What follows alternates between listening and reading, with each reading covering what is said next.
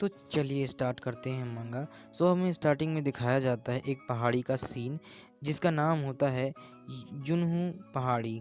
ये पहाड़ी सबसे ज़्यादा ऊंची पहाड़ी होती है कुनलू माउंटेन की, जहाँ पर हमें दिखाया जाता है एक ईगल जो कि आंखों से देखता है किसी इंसान को, कोई और नहीं बल्कि हमारा एमसी होता है, जो कि पहाड़ी पर अपनी बड़ी मेहनत से चढ़ रहा होता है और अपना हाथ ऊपर करता है और बड़ी मुश्किल से पहाड़ी पर चढ़ रहा होता है। बहुत ही ज़्यादा मुश्किल पड़ती है क्योंकि एक नॉर्मल इंसान की तरह इतनी ऊंची पहाड़ी पर चढ़ रहा है। तभी सारे लोग देखते हैं कि कोई पहाड़ी पर चढ़ रहा है। सब लोग बोलते हैं कि उधर देखो कोई पहाड़ी पर चढ़ रहा है। सो वो लोग देखते हैं कि आखिर ये कौन है। सो एक व्यक्ति बोलता है कि अरे ये पहाड़ी पर कौन चढ़ रहा है, कि तुम देख पा रहे हो इतनी ऊंची पहाड़ी पर चढ़ना तो हम लोगों के लिए भी मुश्किल है, फिर ये कौन है जो अपने हाथों से चढ़ रहा है। सो बोलते हैं कि अरे ये तो गॉड का 18वां बेटा है ना, किंशु है ना, यही है ना। सो बोलते हैं कि हाँ सही कहा, ये डिवाइन विजनरी गॉड यहाँ पर क्या कर रहे हैं। तो बोलता है कि अरे अरे तुम फिक्र मत करो, वो गॉड किंशु हैं, लेकिन वो अपने नंगे हाथों से इस पहाड़ी पर चढ़ रहे हैं, हाँ, क्योंकि वो उड़कर नहीं जा सकते हैं, उड़ना उनके लिए नामुमकिन है। तो दूसरा बोलता है कि क्या क्या गॉड का बेटा उड़ नहीं सकता है। हाँ, क्योंकि वो एक रेंगता हुआ कीड़ा है, वो कभी उड़ ही नहीं सकता, इसीलिए वो रेंगता हुआ कीड़ा रेंग रहा है और कुछ भी नहीं। तो दूसरा बोलता है कि अच्छा ऐसा है, तो हंसने लग जाता है। बोलते हैं कि अरे हाँ मुझे याद आया कि उसके बारे में जब तुम मुझे बता रहे हो तो मुझे याद आया कि वो आखिर कौन है। मुझे याद है जब वो पैदा हुआ था तब वो एक बेकार और नाकारा इंसान था। वो सर्वशक्तिमान और इस दुनिया में सबसे ज़्यादा शक्तिशाली देवताओं के 18 बेटों में से एक था, 18वां बेटा, जिसका नाम किंशु था। वो एक भगवान का बेटा था, इतना ज़्यादा शक्तिशाली भगवान जो कि इस पूरी धरती पर अपना वर्चस्व स्थापित किए हुए है, सबसे ज़्यादा ताकतवर है, पूरी धरती में उसका नाम चलता है। लेकिन उसका 18वां बेटा जो कि एक डिवाइन विजनरी है और बहुत सारी ताकतों के साथ पैदा होना चाहिए था, लेकिन बेकार किसी भी काम का नहीं था, और एक 18वां पुत्र होने के नाते उसके पास कोई ताकत नहीं थी। आखिर वो भगवान का बेटा बना ही क्यों, हाँ, इतने शक्तिशाली बेटा। सो बोलता है कि आखिर इसीलिए क्योंकि उसके पिता इस दुनिया के सबसे ज़्यादा शक्तिशाली इंसान हैं, किन, जिनका नाम है वो इस दुनिया में सबसे ज़्यादा शक्तिशाली हैं और इतने ज़्यादा कि आज तक उन्हें कोई हरा नहीं पाया है। सो दूसरा बोलता है कि आखिर वो गॉड का 18वां बेटा पहाड़ी की चोटी पर चढ़ने की कोशिश कर ही क्यों रहा है। आखिर गॉड डिवाइन विजनरी आखिर ऐसा कर क्यों रहे हैं, क्या वो मरने के बारे में सोच रहे हैं। सो बोलता है कि हाँ, कहना मुश्किल है इस बारे में, लेकिन हो सकता है कि वो मरने के बारे में ही सोच रहा हो, क्योंकि सीधी सी बात है, जिंदा रहकर करेगा भी क्या। उसके पिता ने तो उसे अबेंडन कर दिया है ना, छोड़ दिया है, उसे नकार दिया गया है, अब तो उसे देवताओं के स्थान से भी निकाल दिया गया है। आखिर मैंने सुना हुआ है कि बहुत ही जल्द सुप्रीम गॉड का यहाँ पर एक बहुत बड़ा इवेंट होने वाला है ना, और यहाँ पर उनके जितने भी 18 पुत्र हैं वो सारे के सारे आने वाले हैं, और उन सब में इसे बिल्कुल भी नहीं बुलाया गया है क्योंकि ये 18वां बेटा किसी भी काम का नहीं है। मैंने सुना है कि सुप्रीम गॉड बहुत ज़्यादा शक्तिशाली है और ये उनके नाम के योग्य भी नहीं है, इसीलिए इसे अबेंडन करके इसे उनके बेटे के नाम से भी हटा दिया गया है ना। इसी वजह से हमेशा डिप्रेशन में रहता है। फिर हमें पहाड़ी का सीन दिखाया जा रहा था जहाँ पे जो ईगल होता है वो हमारे एमसी के ऊपर बैठ गया होता है, जिससे हमारे एमसी को बहुत ज़्यादा गुस्सा आ रहा होता है एंड उसे गालियाँ बकता है कि यू फकिंग बास्टर्ड, भाग यहाँ से, काले कौवे कहीं के बेवकूफ, और खिसिया जा रहा था, बोल रहा होता है हाँ ये पहाड़ी इतनी ऊंची और ऊपर से ये चील भी मुझे परेशान करे जा रहा है, छोड़ूंगा नहीं।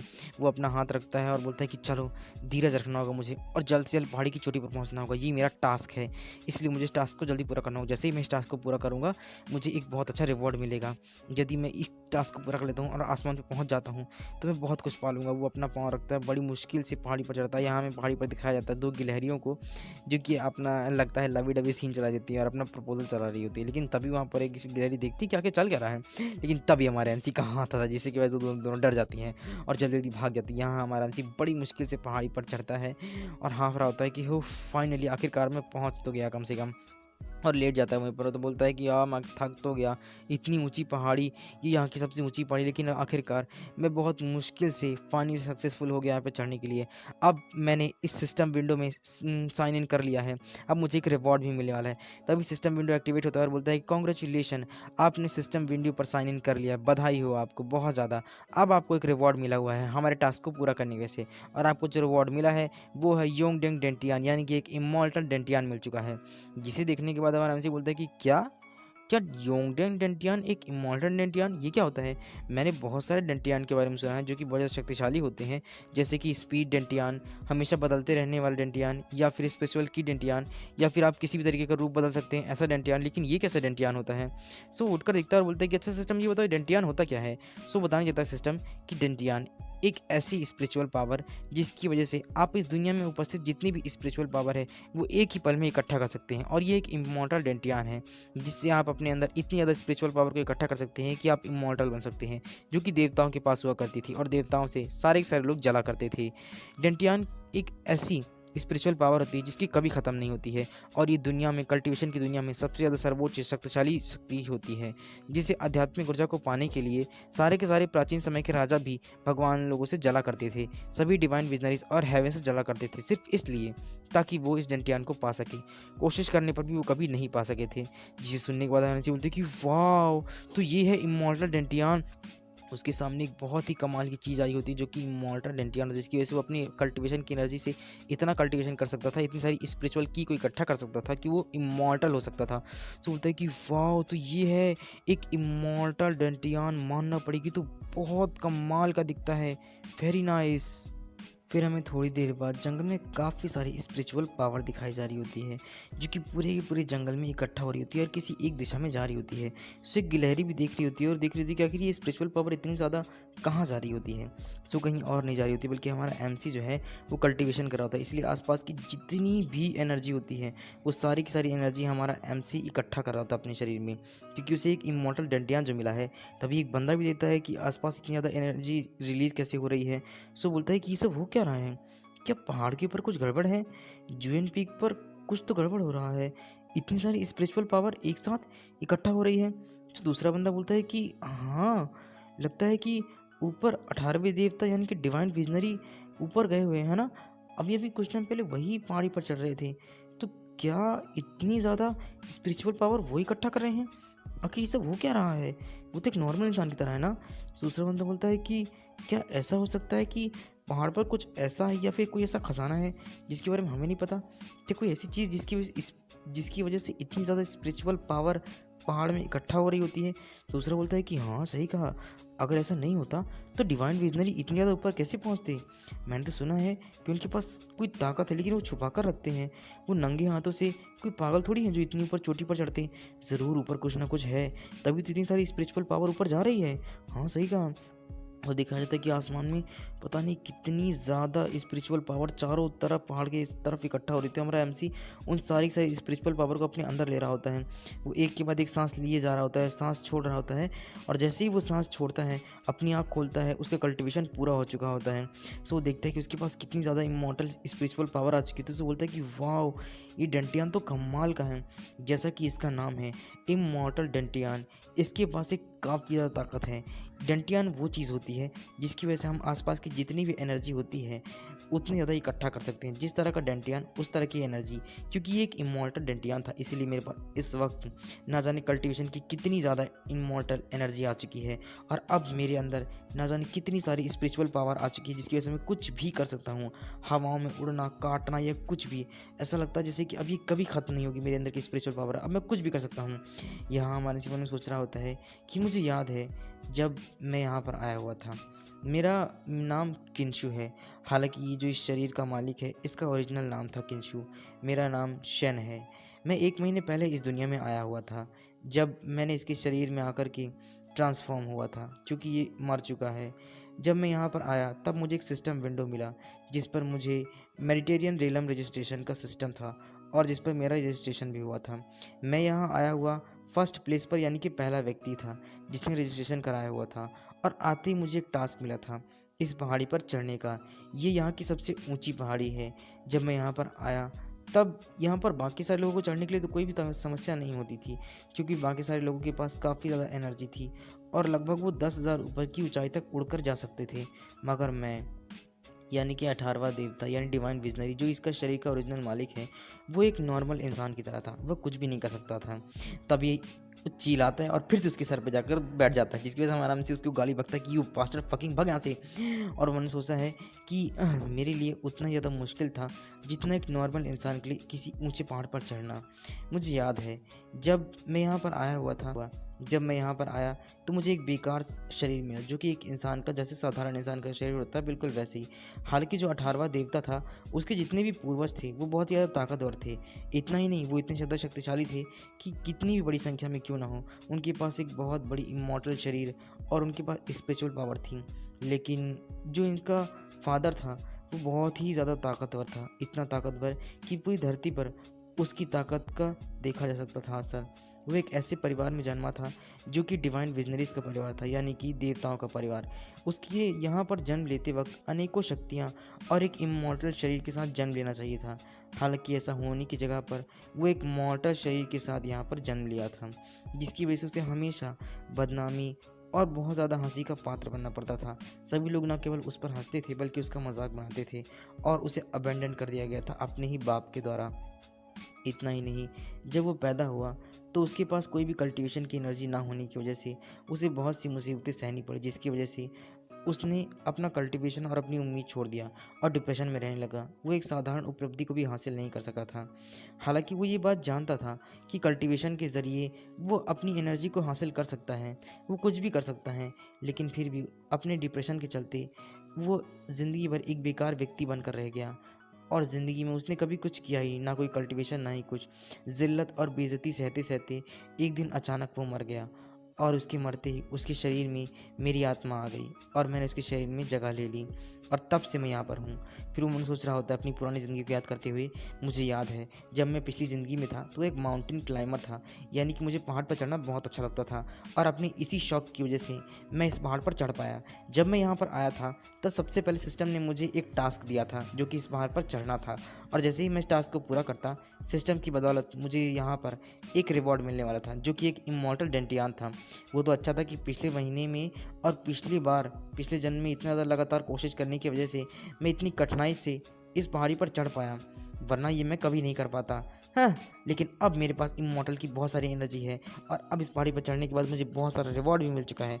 मैं बहुत खुश हूँ। और वो हंस रहा होता है और उस ईगल के सर पर हमें दिखाया था कि उसने बहुत ज़ोर से मारा हुआ होता है क्योंकि वो लेकर ईगल बार बार उसके सर पर चढ़ रहा होता है। सिस्टम विंडो एक्टिवेट होता है और बोलता है कि आपके लिए एक न्यू रजिस्ट्रेशन फॉर्म रेडी हो चुका है और आपके पास एक न्यू नोटिफिकेशन आई हुई है। ये नोटिफिकेशन हम आपको देना चाहते हैं कि अब आप जितना चाहे उतनी ज़्यादा हमारे टास्क को पूरा कर सकते हैं। आप जितनी बार टास्क को पूरा करके रजिस्ट्रेशन करेंगे आपको उतना ही ज़्यादा रिवॉर्ड मिलता जाएगा। लेकिन एक बात ध्यान रखिएगा, आप सिर्फ कुछ चीज़ों पर एक ही बार रजिस्ट्रेशन कर सकते हैं। अगर आपने एक से ज़्यादा बार किया तो आपके लिए समस्या हो सकता है। हाँ, लेकिन आप बाकी चीज़ों पर बार बार रजिस्ट्रेशन कर सकते हैं, जिसकी वजह से आपको बार बार रिवॉर्ड मिलेगा। लेकिन आप जितनी बार रजिस्ट्रेशन करेंगे और जितनी बार टास्क पूरा करेंगे उतने ही बार आपका रिवॉर्ड कम होता चला जाएगा। ये सुनने के बाद हमारा एमसी बोलता है कि वाओ, तो मैं बार बार रजिस्ट्रेशन कर सकता हूँ एक ही टास्क को पूरा करके, है ना? तो इसका मतलब है कि मैं इस पहाड़ी पर बार बार चढ़ सकता हूँ, लेकिन दिन में सिर्फ एक बार। बहुत खूब।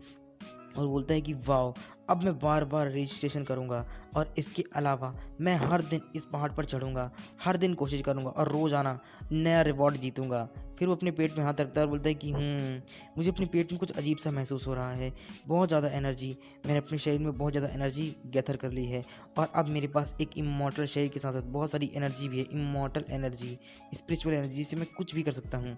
ये सब कुछ हुआ है उस इमॉर्टल डेंटियान की वजह से। अब मुझे जल्दी जल्दी कल्टीवेशन स्टार्ट करना होगा और जितनी ज़्यादा हो सके उतनी ज़्यादा एनर्जी इकट्ठा करनी होगी। हालांकि अब मुझे टास्क को पूरा करने के लिए बार बार इस पहाड़ पर बड़ी मेहनत करके चढ़ने की ज़रूरत नहीं है। अब मैं आसानी से उड़कर यहाँ पर आ सकता हूँ। बहुत खूब। लेकिन तभी बोलता है कि एक मिनट, मैं यहाँ पर ऊपर चढ़कर तो आ गया हूँ, लेकिन तभी वो नीचे देखता कि कितनी गहरी खाई है। बिल्कुल इतनी गहरी खाई में वो चढ़कर तो आ गया, लेकिन नीचे कैसे उतरेगा? नीचे उतरना तो उसे आता ही नहीं, क्योंकि कल्टीवेशन की एनर्जी तो अभी अभी उसे मिली है। सो बोलते कि व्हाट द फक, मैं यहाँ पर नीचे कैसे जाऊँगा? नीचे जाना तो मुझे आता ही नहीं है। अब क्या करूँ? चढ़ना तो मुझे सीख लिया, लेकिन उतरने का तो मुझे पता ही नहीं है। में एक लेडी दिखाई जाती है जो कि तलवार से नीचे उतर रही होती है और वो अपनी तलवार को वापस रख रही होती है। तभी हमारा एमसी भी उस लेडी को देख लेता है और मन सोचता है कि ये तो जेड लेडी झील की एक सेंट है ना? जेड झील की सेंट यहाँ पर क्या कर रही हैं? मुझे ये मालूम है कि देवता भी इनका बहुत सम्मान करते हैं, क्योंकि देवता हमेशा इनके लिए लड़ते रहते हैं और इन्हें पाने की कोशिश करते हैं, और ये देवताओं के ही बराबर बहुत ज़्यादा ताकतवर और बहुत ज़्यादा सम्माननीय है। इसीलिए इतनी रिस्पेक्टफुल पर्सन का अगर किसी तरीके से मुझ पे दया मिल जाए और अगर ये मेरी मदद कर दें, तो सब लोग मेरी मदद करेंगे और सब मेरी इज़्ज़त करेंगे। हालाँकि जेड झील में केवल एक ही सेंट है, इसलिए अगर गलती से ये मुझ पर दया कर देती हैं, तो इसका मतलब है कि जेड झील का जितना भी समर्थन है, वो सब मुझे मिल जाएगा। हाँ, इसी वजह से हमेशा देवता इस पे लड़ते रहते हैं और इनकी पवित्रता पर लड़ते रहते हैं, क्योंकि ये काफ़ी ज़्यादा खूबसूरत और पवित्र हैं। ये बहुत ज़्यादा शक्तिशाली और देवताओं के ही बराबर हैं। सो वो लेडी बोलती है सेंट कि मैंने सुना हुआ है कि यहाँ पर बहुत ही जल्द एक बहुत बड़ा देवताओं का समारोह होने वाला है, इसीलिए मैं यहाँ पर देखने के लिए आई हुई हूँ कि आखिर यहाँ पर कौन सा समारोह होने वाला है। खास तौर पर गुरुदेव ने ही मुझे यहाँ पर भेजा हुआ है ताकि मैं यहाँ का देख सकूँ और सब कुछ जानकारी उन्हें दे सकूँ। तभी वहाँ पर हमारा एमसी बोलता है कि हेलो लेडी सेंट, हेलो। तो क्या आप यहाँ पर इसीलिए आई हुई हैं? क्या आप थोड़ा यहाँ आ सकती हैं प्लीज़? सो लेडी सेंट बोलती है कि हाँ बोलो, क्या बात है? 18वें देवता डिवाइन विजनरी। सो ये सुनने के बाद हमारा अंशी उसकी तलवार पर हाथ रखता है और धड़ाक से उसके ऊपर चढ़ जाता है। और ये सारा का सारा सिस्टम जितनी उसकी जो सर्वेंट होती है वो देख रही होती है, तो भड़क जाती है। और यहाँ हमारा एमसी बड़ी बेशर्मी से खुश होते हुए बोलता है, लेडी सेंट क्या आप मुझे भी नीचे ले सकती हैं? क्योंकि वो मुझे नीचे चलना आता ही नहीं है ना, इसीलिए।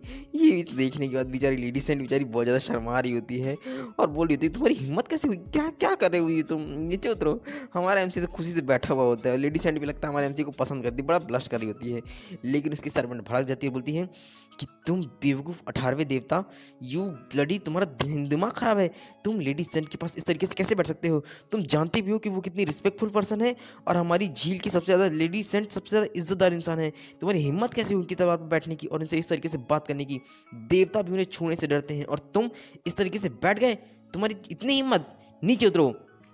बाहरी लोग क्या सोचेंगे इस बारे में कि कितनी बेशरम है वो? हाँ, तुम हमारी लेडी सेंट और हमारी झील के बारे में बेइज्जती कर रहे हो। नीचे उतरो अभी, वरना मैं तुम्हें जान से मार डालूंगी। ये सुनने के बाद लेडी सेंट बोलती है कि नहीं नहीं आंटी, रुक जाइए आंटी। अब देखिए, ये डिवाइन विजनरी बेचारे कल्टीवेशन नहीं कर सकते, इनके पास कोई भी एनर्जी नहीं है, इसीलिए इन्हें नीचे ले जाने में कोई समस्या नहीं होगी। आप फिक्र मत कीजिए, दूसरे लोग हमारे बारे में इसमें कोई बुराई नहीं करेंगे, क्योंकि इससे कोई समस्या नहीं होगी। इन्हें नीचे उतरना नहीं आता, इसलिए हम सिर्फ इनकी मदद करेंगे, ठीक है? ये सुनने के बाद हमारा अंशी बोलता है कि थैंक यू लेडी, आप तो बहुत समझदार है, कम से कम आप तो बहुत ही ज़्यादा समझदार है। तो चलिए ना, मेरी थोड़ी मदद कर दीजिए। और ये सुनने का उनका एडवांटेज लेने लग जाता है और चिपक जाता है बिल्कुल, और बोलता है कि लेडी सेंट, कितना अच्छा है। वो क्या है ना कि अगर मैंने आपको कस के नहीं पकड़ा तो मैं नीचे कैसे जा पाऊँगा? लेडी सेंट, बेचारी लेडी सेंट शर्माए जा रही होती है कि क्या कर रहे हो? बोले जा रहा होता है कि लेडी सेंट, मेरा कल्टिवेशन तो बहुत कम है ना, आप तो जानती ही ना, इसलिए मैं बहुत मजबूर हूँ। अगर मैं कहीं पे गिर गया तो इसलिए मुझे आपको मजबूती से पकड़ना होगा, आप समझ रही है ना? इसीलिए प्लीज़ मुझे नीचे ले चलिए ना। बेचारी लेडी सेंट भी बेचारी शर्माई जा रही थी और कुछ नहीं कर रही होती है। लेकिन उसके सर्वेंट का दिमाग भड़क जाता है, क्योंकि झील की सबसे ज़्यादा रिस्पेक्टफुल पर्सन है, जिसे देवताओं के बराबर माना जाता है और देवता भी इसके लिए लड़ते रहते हैं। उसके जैसे इंसान के लिए, ये ऐसे रिस्पेक्टफुल पर्सन के लिए इस तरीके से बेइज्जती कर रहा, तो उसकी सर्वेंट बर्दाश्त नहीं कर सकती। बोलती है, अपने हाथ हटाओ, तुम्हारी हिम्मत कैसे हुई लेडी सेंट को इस तरीके से छूने की? तुम मरने के लायक हो। तुम जैसा बेकार देवता जो किसी काम का नहीं, जिसकी डैड ने उसे अबेंडन कर दिया है, और तुम हमारी लेडी सेंट की इतनी ज़्यादा डिसरिस्पेक्ट कर रहे हो। तुम्हारी इतनी हिम्मत, हाँ, कि तुम उनकी इतनी बेइज्जती करो। तुम जानते भी हो कि कितनी रिस्पेक्टफुल पर्सन है वो। मैं तुम्हें नहीं छोड़ूंगी। लेकिन यहाँ लेडी सेंट, वो तो लगता है हमारे एमसी को पसंद करती है और बोलती है कि नहीं नहीं, मैं समझती हूँ, मैं समझती हूँ। ये सुनने को तो एकदम शॉक में रहती है कि बोलती है कि क्या, अब ये क्या कह रही है लेडी सेंट? ये इतना डिसरिस्पेक्टफुल पर्सन, इतना बेकार देवता जो किसी भी काम का नहीं है, इसकी इतनी हिम्मत कि ये आपको छू रहा है।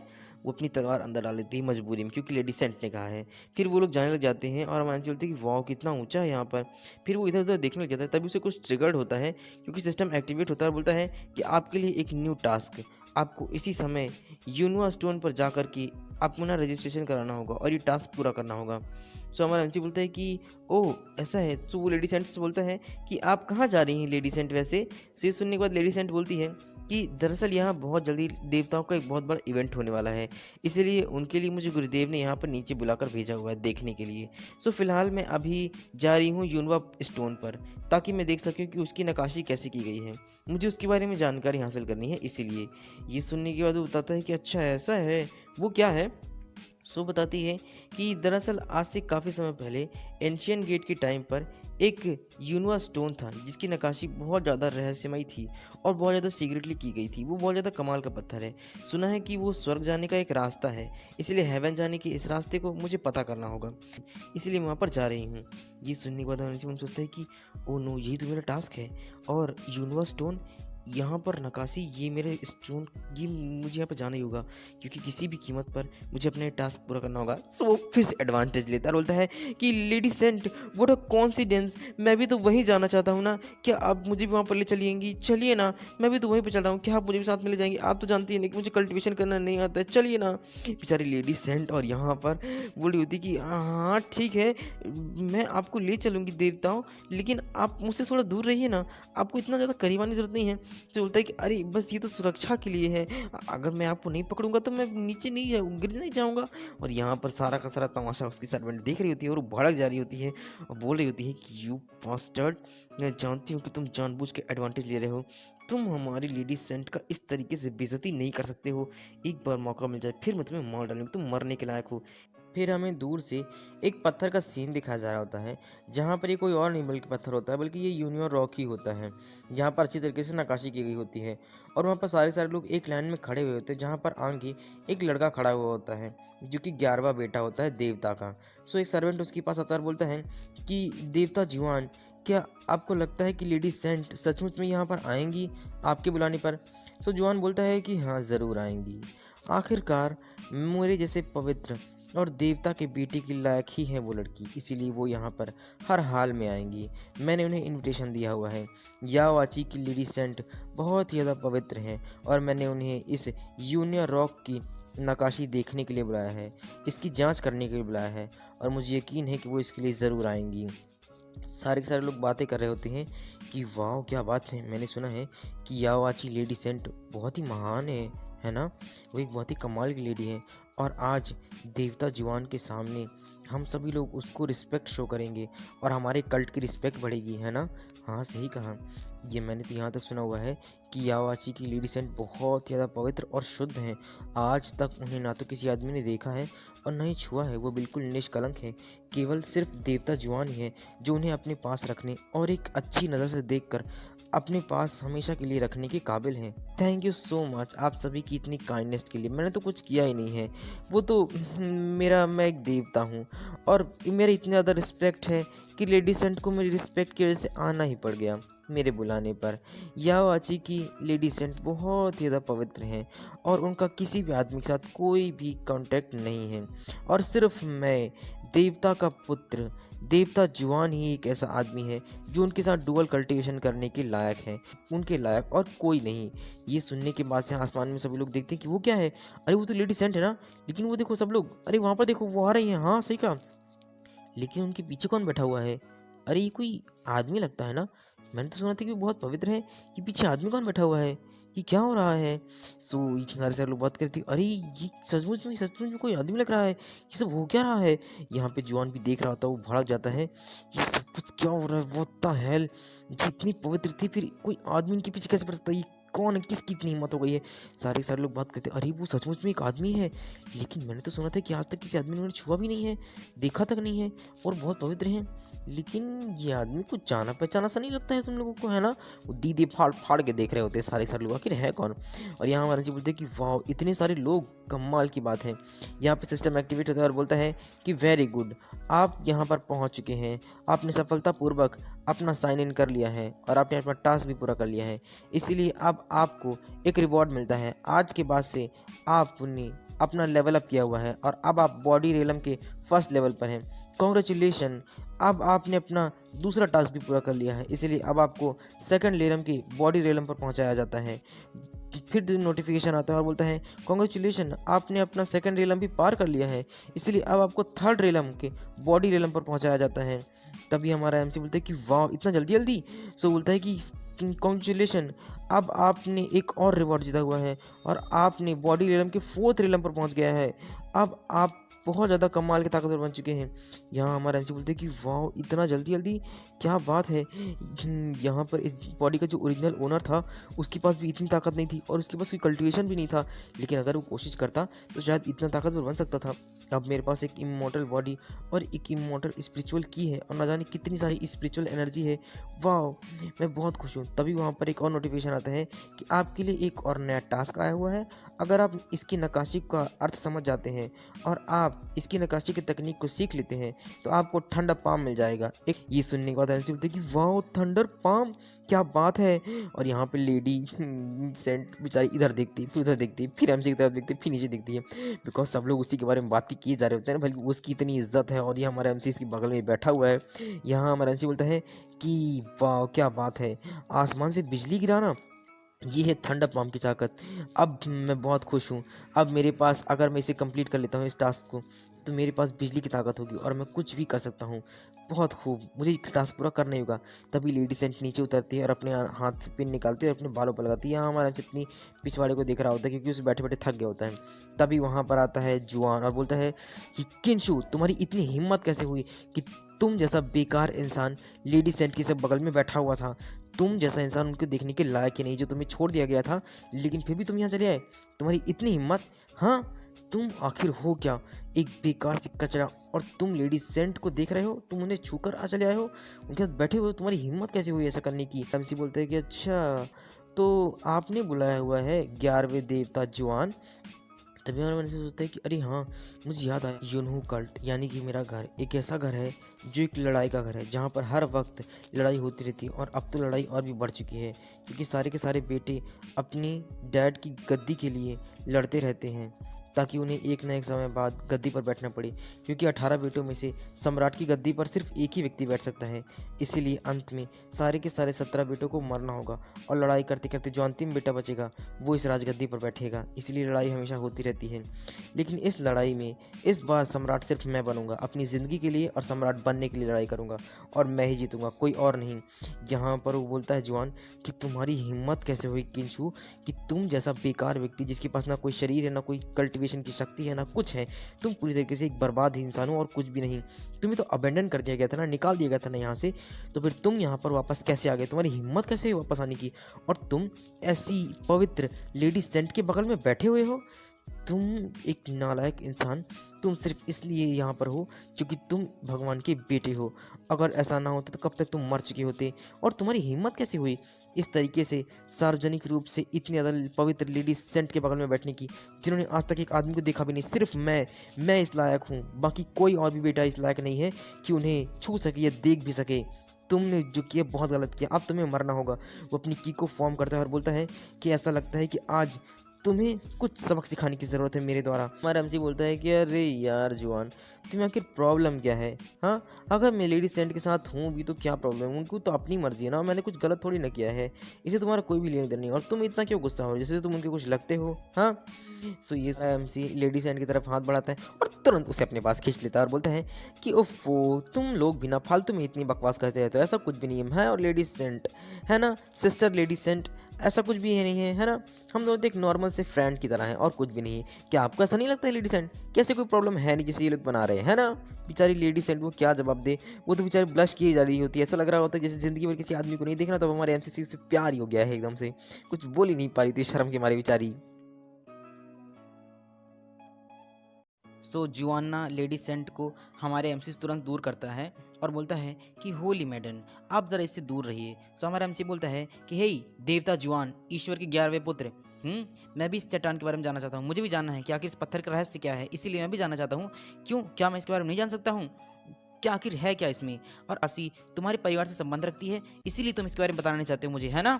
ये सुनने के बाद से जुआन बोलता है कि ओहो, लगता है तुम नाराज़ हो गए। हाँ, क्या तुम इस नक्काशी के बारे में जानना चाहते हो? क्या तुम मजाक कर रहे हो? तुम्हारे जैसा बेवकूफ़ इंसान इसके बारे में जानना चाहेगा? भूल जाओ, मैं तुम्हें इसके बारे में कभी नहीं बताने वाला हूँ। और अगर तुम जानना ही चाहते हो तो तुम मुझे फॉलो कर सकते हो, मेरे पास से तुम कुछ ना कुछ तो जान ही लोगे। ये सुनने के बाद सारे के सारे उस पत्थर के पास आते हैं। और यहाँ पे ना होली मैडन बोल रही होती है कि वाह, ये पत्थर तो कमाल का है, मेरे हिसाब से ना क्लाउड क्लिफ रॉक की जो नक्काशी है, ये हुआ सेक्ट के लिए एक ज्ञान प्राप्ति का एक पवित्र स्थान है ना?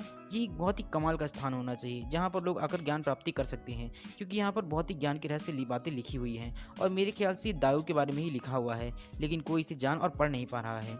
ये पत्थर में जो कुछ भी लिखा हुआ है ये कोई मामूली नहीं लगता है, जिसे महान दाऊ का सही अर्थ जिसमें लिखा हुआ है, जिसे कम नहीं आंका जा सकता है। इसलिए मुझे यकीन है कि इस पत्थर की उत्पत्ति का रहस्य भी ज़रूर कुछ न कुछ खास होगा। ज़रूर इसके लिखने वाले और इसकी जानकारी वाले कोई खास ही होंगे। ये सुनने के बाद जियान बोलता है कि आपने बिल्कुल सही कहा होली मैडन। मैंने कई सालों तक कल्टीवेशन किया और इस क्लाउड क्लिफ स्टोन के बारे में और इसकी नक्काशी के बारे में जानकारी हासिल की। तब कहीं जाकर के मैं थोड़ा बहुत इसके बारे में जान पाया था कि आखिर इसके बारे में हुआ क्या था। हुआ सेक्ट के बारे में आज से कुछ साल पहले बताया जाता है कि हुआ सेक्ट में कुछ पूर्वजों के अलावा इस पर एक खास तरह की नक्काशी के बारे में एक बहुत ही कमाल की कहानी है, जिसे जेन फेई से ज़्यादा कोई नहीं जान सकता है। और शायद मैं आपको इसके बारे में थोड़ा बहुत बता सकता हूँ, जो कि मैंने अपने कल्टीवेशन जानी हुई है। मेरा अनुमान है कि आज से कुछ साल पहले यहाँ पर देवता सूर्य बहुत ही कमाल के जाने जाते थे और उन्होंने सूर्य देव राजा द्वारा ये सारी की सारी कहानी छोड़ी गई थी और उन्होंने ही इस दावा सेक्ट के बारे में ये सब कुछ लिखा हुआ है। ये सुनने के बाद होली मैडन बोलती है कि क्या देवता सूर्य किंग, सनसेट गॉड, आखिर उन्होंने इसके बारे में क्या लिखा है? मेरे गुरुदेव बताया करते थे कि वो बहुत ही महान राजा हुआ करते थे अपने समय में। वो इतने शक्तिशाली और महान थे कि आज के समय में जितने भी गॉड हैं या जितने भी राजा हैं, अगर उनकी तुलना की जाए उनसे, तो जितने भी दिव्य राजा हैं या डिवाइन राजा हैं, उन सब के बारे में कहा जाता है कि वह उन्हीं के बराबर हुआ करते थे। उस ज़माने के महान सम्राट और आज के डिवाइन किंग के बारे में, दोनों के बारे में बराबर बातें ही कही जाती हैं। मैंने तो यहाँ तक सुना हुआ है कि बुरा नहीं है कि वो बहुत बड़े कवि और महान विद्वान भी हुआ करते थे। बहुत समय पहले देवता सूर्य राजा किसी प्राचीन देश के एक विद्वान हुआ करते थे जो कि महान थे। ये सुनने के बाद जुआन बोलता है कि हाँ, आपने बिल्कुल सही कहा, ये आपने बहुत अच्छी बात कही हुई है। ये जितना भी कुछ लिखा हुआ है ये सारा का सारा यूनिवर्स सेक्ट की नक्काशी और ये बहुत ही सुंदर तरीके से उन्होंने ही लिखा हुआ है ताकि यूनिवर्स सेक्ट आगे बढ़ सके। मैं बहुत कुछ कह सकता हूँ इसके बारे में, लेकिन मैं ज़्यादातर यही कहना चाहूँगा कि ये सिर्फ सूर्य देवता द्वारा ही छोड़ी गई हुई है। इसमें कोई संदेह नहीं है कि ये सूर्य देवता की लिखी गई नक्काशी है और कुछ भी नहीं। ये सुनने के बाद हमारा एमसी बोलता है, हाँ हाँ, कुछ भी फेंको, क्या फ़र्क पड़ता है, मुंह उठा के फेंक लो, जो अच्छा लगता है वही छोड़ देता है ना? क्या तुम सचमुच में इस पर विश्वास करते हो? ओहो जुआन, तुम तो कितने ज़्यादा बेवकूफ़ हो, तुम देवता हो। वो उसका मजाक उड़ाने लग जाता है और जुआन खिसिया जा रहा होता है। यहाँ पे जुआन बोलता है कि हे किंचू, तुम्हारा दिमाग खराब है क्या? तुम होली मैडन के सामने क्या बकवास कर रहे हो और किस तरीके से मेरी बेइज्जती कर रहे हो? और इस स्टोन की तुम जानते क्या हो इस स्टोन के बारे में? तुम जैसा एक अनपढ़ गवार और पागल लड़का आखिर जानता है क्या इस नक्काशी के बारे में? हाँ, हम वैसे भी तुम्हारे बारे में बात नहीं कर रहे हैं ना, तो तुम क्यों बकवास कर रहे हो? ये सुनने के बाद अनंसी बोलता है कि क्या क्या तुम सोचते हो कि मैं तुमसे बात करना चाहता हूँ? कभी नहीं। मैं तो बस इतना कह रहा हूँ कि ये बस एक बकवास कहानी है, हाँ, और कुछ भी नहीं। और मुझे तो डर है कि शायद तुम होली मैडन को गुमराह कर रहे हो, उनसे झूठ बोल रहे हो और कुछ भी नहीं। ये सुनने के बाद से जुआन खिसिया जाता है और बोलता है कि हाँ, तुम जैसा एक अनपढ़ गवार जाहिल आदमी, तुम्हारी हिम्मत कैसे हुई एक भगवान के पुत्र से इस तरीके से बात करने की? तुम जानते ही क्या हो देवता जुआन के बारे में? मैंने सालों कल्टीवेशन किया है और ये सब कुछ जानकारी हासिल की है। और अगर तुम्हें लगता है कि मैं झूठ बोल रहा हूँ और तुम कहते हो कि मैं बकवास कर रहा हूँ ना, तो आओ, और अगर तुम्हें बहुत कुछ पता है इस पत्थर के बारे में तो ज़रा तुम ही बता दो। ये ज्ञान थोड़ा सा तुम ही दे दो, क्योंकि मुझे और होली मैडन को इसके बारे में जानने की ज़रूर उत्सुकता है। सो हमारा एमसी बोलता है कि क्यों नहीं, ज़रूर, मैं अभी बता देता हूँ। सो जुआन को पीछे ढकेलता और बोलता है, होली मैडन सिस्टर, ज़रा ध्यान से सुनिएगा। वास्तव में ये जो यूनियन रॉक नक्काशी है ना, ये किसी और से नहीं बल्कि आपकी याओआची सेक्ट से ही संबंध रखती है। आज से कुछ साल पहले की बात है। मैं आपको ये कहानी बताता हूँ कि आखिर ये कैसे हुआ। यह आज से 1000 साल पहले की बात है, जब आपके यहाँ से एक बहुत ही होली सेक्ट में एक बहुत ही पवित्र दासी थी जिसका नाम था याओआची, जो कि आपके यहाँ काम किया करती थी। क्या ये सच नहीं है? तो होली मैडन बोलती है कि 1000 साल पहले याओआची की एक बहुत ज़्यादा पवित्र होली लेडन, ये कैसे हो सकता है कि एक होली मैडन यहाँ पर आ सकती है? क्या ये कोई गलत फहमी नहीं है? जरूर तुम्हें कोई गलत फहमी है, ऐसा कैसे हो सकता है? सो यहाँ पर जो सेक्रेटरी होती है वो बोलती है कि क्या बकवास कर रहा है ये लड़का, हाँ, कुछ भी बकवास कर रहा है। याओआची की 10 साल पहले का कोई भी रिकॉर्ड है ही नहीं, तो ये यहाँ पर हो कैसे सकता है? ऐसी कोई भी चीज़ नहीं है, ये सब कुछ फेंक रहा है और कुछ भी नहीं।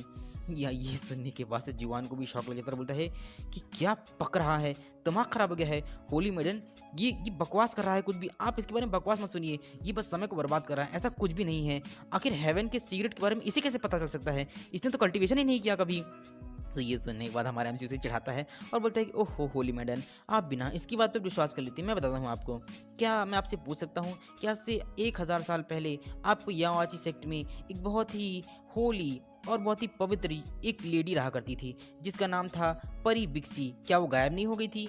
ये सुनने के बाद से वो होली मैडम बोलती है कि हाँ, ये बात मैंने सुनी तो है। ये मामला हमारे यहाँ बहुत पुराना है कि परी बिक्सी नाम की एक होली मेडन हुआ करती थी। एक हमारे यहाँ की युवती थी जो कि झांगयोंग बाइबल को छीन कर ले गई थी, जो यावाची की 5 बाइबलों में से एक थी। मैं अब तक इसके बारे में ज़्यादा कुछ नहीं जानती, मगर हाँ, मैं इतना ज़रूर जानती हूँ कि अब तक मैं यावाची की 5 बाइबलों को एक-एक करके खो चुकी हूँ। लेकिन जो यावाची संप्रदाय के लिए हमेशा दुःख की बात रही है, वो है उस बाइबल का एक हिस्सा जो वो चुरा कर लेकर चली गई थी। तो ये सुनने के बाद हमारा एमसी ये जानने के बाद अपनी कहानी शुरू कर देता है और बोलता है, बेशक ये सारा किया धारा परी बिक्सी का ही है। मैं बताता हूँ आपको, परी बिक्सी युवा संप्रदाय के सेक्ट के एक गुरु से प्यार करती थी। वहाँ के उस मास्टर से वो प्यार कर बैठी थी और उस मास्टर के कहने पर ही उसने बाइबल की चोरी की और उस मास्टर ने उस बाइबल को चोरी करने के बाद से उससे दूर हो गया और हमेशा हमेशा के लिए उससे दूर ही रहने लग गया और हमेशा के लिए कल्टीवेशन करने के लिए चला गया। लेकिन अंत उसका बहुत बुरा हुआ। जब वह अपने अंतिम परिणाम पर था तब वह अपनी बुराइयों को नहीं जी सका और हो सकता है कि उसके दिल में जो राक्षस था वो आखिरकार कल्टीवेशन करते करते वो पूरी तरीके से राक्षस बन गया और जब वो राक्षस बन गया तो अंत में वो मारा गया। और जब ये सारी की सारी बातें परी बिक्सी को पता चली, जिसे खबर मिली कि उसका प्रेम जाल में फंस चुकी है और अब वो यहाँ से निकल नहीं सकती है और उसकी वजह से वो भी मर चुका है, तब उसने ये सारी की सारी कहानी इस यूनिवर रॉक में लिख दी और अपना सारा का सारा दुख इसमें एक नक्काशी के तौर पर लिख दिया और ये वही पत्थर है और कुछ भी नहीं। ये सुनने के बाद से जुआन ताली बजाता है, बोलता है कि वाह, मानना पड़ेगा किंशु, तुम तो कमाल के हो। हाँ, भले ही तुम्हारे पास कल्टीवेशन की कोई भी स्किल ना हो, लेकिन तुम कहानी बड़ी अच्छी बना लेते हो कि क्या ये कोई अच्छी सी कहानी है और कुछ भी नहीं। ये बस एक कहानी होली मैडम और कुछ भी नहीं, ये बस बकवास कर रहा है और आपका समय बर्बाद कर रहा है। तो हमारा एमसी बोलता है कि क्या क्या आपको यकीन नहीं है होली मैडम? बताइए ना, क्या आप विश्वास नहीं करती हैं सिस्टर? क्या ये सच नहीं है कि आपके यहाँ से एक लड़की गायब हो गई थी? सो होली मैडम बोलती है कि हाँ, परी बिक्सी नाम की एक लड़की थी तो सही, और वो अचानक से गायब भी हो गई थी और ऐसा कहानी है और कहते हैं कि वो प्यार के जाल में फंस गई थी। लेकिन यावाची के रिकॉर्ड में इसका कोई ज़्यादा उल्लेख नहीं मिलता है, ज़्यादा कुछ पता नहीं है हमें इस बारे में। सो जुआन बोलता है कि अरे लेकिन ये सब इससे कहाँ से कनेक्शन हो गया है? ये तो बकवास कर रहा है होली मैडम, इससे कोई फ़र्क नहीं पड़ता है कि ये चट्टान की नक्काशी की आखिर रहस्य है क्या? इसका सीक्रेट क्या है कोई नहीं जानता है और ना ही हमें इसे जानने की ज़रूरत है। इसमें क्या लिखा हुआ है और आखिर इसकी कहानी क्या है? ये बस एक कहानी है, तो हम इसको छोड़ कर के ये समझने की कोशिश क्यों नहीं करते हैं कि आखिर इसके रहस्य है क्या? आखिर इसमें लिखा क्या हुआ है? हमें तो ये जानना है ना कि पीछे की कहानी क्या है। ये तो बच्चों का खेल है। ये सुनने के बाद से सेक्रेटरी बोलती है कि हाँ, मुझे मेरे ख्याल से ये बिल्कुल सही कर रहे हैं। देवता जुआन का कहना मुझे बिल्कुल सही लगता है। तो देवता जुआन बोलता है कि सच बताऊं तो मैंने 20 साल तक कल्टीवेशन किया और 20 साल की कल्टीवेशन के बाद मुझे पता चला कि यूनिवर रॉक पर ये जो पत्थर है इसमें हस्तरेखा तकनीक की एक सेट का पूरा समारोह लिखा हुआ है। इसमें हम कितनी अच्छी तरीके से कल्टीवेशन कर सकते हैं और दाव के बारे में क्या क्या जानकारी है वो सब कुछ लिखा हुआ है और कुछ भी नहीं। ये सुनने के बाद से होली मैडम बोलती है कि वाह, क्या सचमुच में? तो ये सुनने के बाद तू फूल नहीं समझता, बोलता है कि हाँ, नेचुरली ये बिल्कुल सही है और मैंने हस्तरेखा तकनीक की 1/3 हिस्सा समझ भी लिया है और समय के साथ मैं उसे पूरा भी समझ लूँगा, आप फिक्र मत कीजिए, मैं बहुत अच्छे से जानता हूँ इस कल्टीवेशन के बारे में। सो सेक्रेटरी बोलती है कि मेरे ख्याल से देवता जुआन से बिल्कुल सही कह रहा है, मैं उसके बारे से सहमत हूँ। वो काफ़ी ज़्यादा समझदार है, इसलिए मुझे लगता है कि वो इस पद और इस सेक्ट के परमेश्वर के रूप में बहुत ही ज़्यादा लायक हैं, इसलिए मेरे ख्याल से वो सच ही कह रहे होंगे। और हमारे एमसी की तरफ देखती है और बोलती है कि लेकिन ये जो अपनी कहानी और बकवास बताता जा रहा है, ये बस बकवास कर रहा है और ये बकवास इंसान सिर्फ अपना समय बर्बाद कर रहा है और हमारा भी। मुझे नहीं लगता कि ये कुछ भी सच बोल रहा है, लेकिन हमारा एमसी उसकी कोई रिप्लाई नहीं देता है। तभी वो अपने हाथ को स्लीव्स के ऊपर करता है, कपड़े के ऊपर करता है और बोलता है कि जुआन, कि मैं परमेश्वर का पुत्र आपसे एक बात कहना चाहता हूँ। मैं आपको कुछ दिखाना चाहता हूँ। मैं आपको एक बहुत ही कमाल की तकनीक दिखाता हूँ जो मैंने इससे सीखी हुई है दाव के बारे में। मैं आपको यहाँ पर दिखाने वाला हूँ जो मैंने कि क्लाउड क्लिफ स्टोन की नक्काशी से सीखी हुई है। अब आप इसे देखिए। और वो कुछ फॉर्म करने लग जाता है, वो अपने हाथ से कुछ एनर्जी को रिलीज़ करता है, इस तरीका बनाते हुए एक फॉर्मेशन बनाता है, यानी कि वो उसे इम्प्रेस करने के लिए ज़रूर कुछ ना कुछ बना रहा होता है। जिसे देखने के बाद से होली मैडम बोलती है कि वाओ, तो ये है हस्तरेखा की तकनीक, क्या आपने इसकी प्रैक्टिस की हुई है? तो क्या सचमुच में आप इस तरीके से देख सकते हैं? वाओ, आप तो कमाल के हैं, मानना पड़ेगा। लेकिन ये पूरी तरीके से दिख रहा है। जूनियर रॉक की नक्काशी वास्तविकता में कोई मामूली चीज़ नहीं है, समझने के लिए बहुत कमाल की चीज़ है ये। फिर जवान रुक जाता है और बोलता है कि होली मैडन, ये ताड़ की तकनीक सिर्फ 1/3 हिस्सा है जो मैंने यूनियन रॉक की नक्काशी से सीखा हुआ है। मेरे ख्याल से इतना जानना आपके लिए पर्याप्त होगा। और इसके बाद वो यहाँ हमारे एमसी से बोलता है कि ओ किंशु देवता है ना, मेरे ख्याल से आप इसके बारे में कुछ सोचते होंगे, तो बताइए आप इसके बारे में क्या सोचते हैं। भूल जाओ, तुमसे कुछ बोलना ही बेकार है, छोड़ो। मुझे तुमसे कुछ उम्मीद ही नहीं करनी चाहिए, तुम तो कुछ समझते ही नहीं हो, तुम बस एक फेंकू और बकवास इंसान जिसने एक कहानी बनाई है। तुम क्या समझोगे अनपढ़ गवार जाहिल। यहाँ हमारे एमसी कोई फर्क नहीं पड़ रहा होता है। तो हमारा एमसी बोलता है कि ईमानदारी से कहूँ तो मुझे लगता है कि ये सब एक बकवास है और कुछ भी नहीं। तुम बस एक बकवास कर रहे हो, तुमने अपने हाथ में 1/3 हिस्सा भी नहीं समझा हुआ है। यदि मैं कहूँ तो ये सिर्फ 10वां हिस्सा है, बहुत अधिक नहीं। ये सुनने के बाद जवान गुस्सा हो जाता है, बोलते कि क्या कहा तुमने, तुम्हें अगर इतना ही पता है तो तुम करके दिखाओ ना। तो ये सुनने के बाद हमारा एमसी बोलता है कि हर बार मुझे साबित करना पड़ता है, तुम बहुत समझदार हो, कम से कम तुम्हें इतना समझने के लिए 20 साल लग गया है, छी। फिर वो अपनी मिडिल फिंगर दिखाता है और बोलता है कि अगर तुम कहो तो फिर मैं कुछ दिखा सकता हूँ। वैसे अगर मैं तुम्हारी जगह होता ना तो शायद मैं तो अब तक शर्म के मारे मर ही गया होता, खुद की जान ले ली होती मैंने। ये सुनने के बाद उसका दिमाग खराब होता है और बोलता है कि यू एरोगेंट कहीं के, तुम्हारी इतनी हिम्मत, क्या बकवास कर रहे हो, तुम जैसा एक अनपढ़ गवार, तुम जैसे अनस्किल्ड व्यक्ति ऐसा कैसे बोल सकता है। हाँ, इसलिए अगर तुम करना चाहते हो तो वाकई में साबित करके दिखाओ, ये पूरी तरीके से बकवास है, तुम सिर्फ बकवास कर रहे हो और कुछ भी नहीं। ये सुनने के बाद हमारा एमसी बोलता है ओहो लेडीज एंड देखिए, 20 साल तक इस तरीके से तकनीक करने के बाद और स्किल ट्रेनिंग करने के बाद भी ये कितना ज़्यादा बकवास है, इसने सिर्फ 10वीं तकनीक सीखी और कुछ भी नहीं। देखिए ना क्या बकवास है, क्या आपको नहीं लगता है कि ये सिर्फ समय की बर्बादी है, 20 साल तक इसने बर्बाद कर दिया सब कुछ और कुछ भी नहीं। बात सेक्रेटरी बोलती है कि सचमुच में ये इंसान बोलने में कितना ज़्यादा चालाक है, सचमुच में किसी और चीज़ में तो ना सही, लेकिन बोलने में ये इंसान सच में बहुत ज़्यादा कमाल का है, कितना बेशर्म है।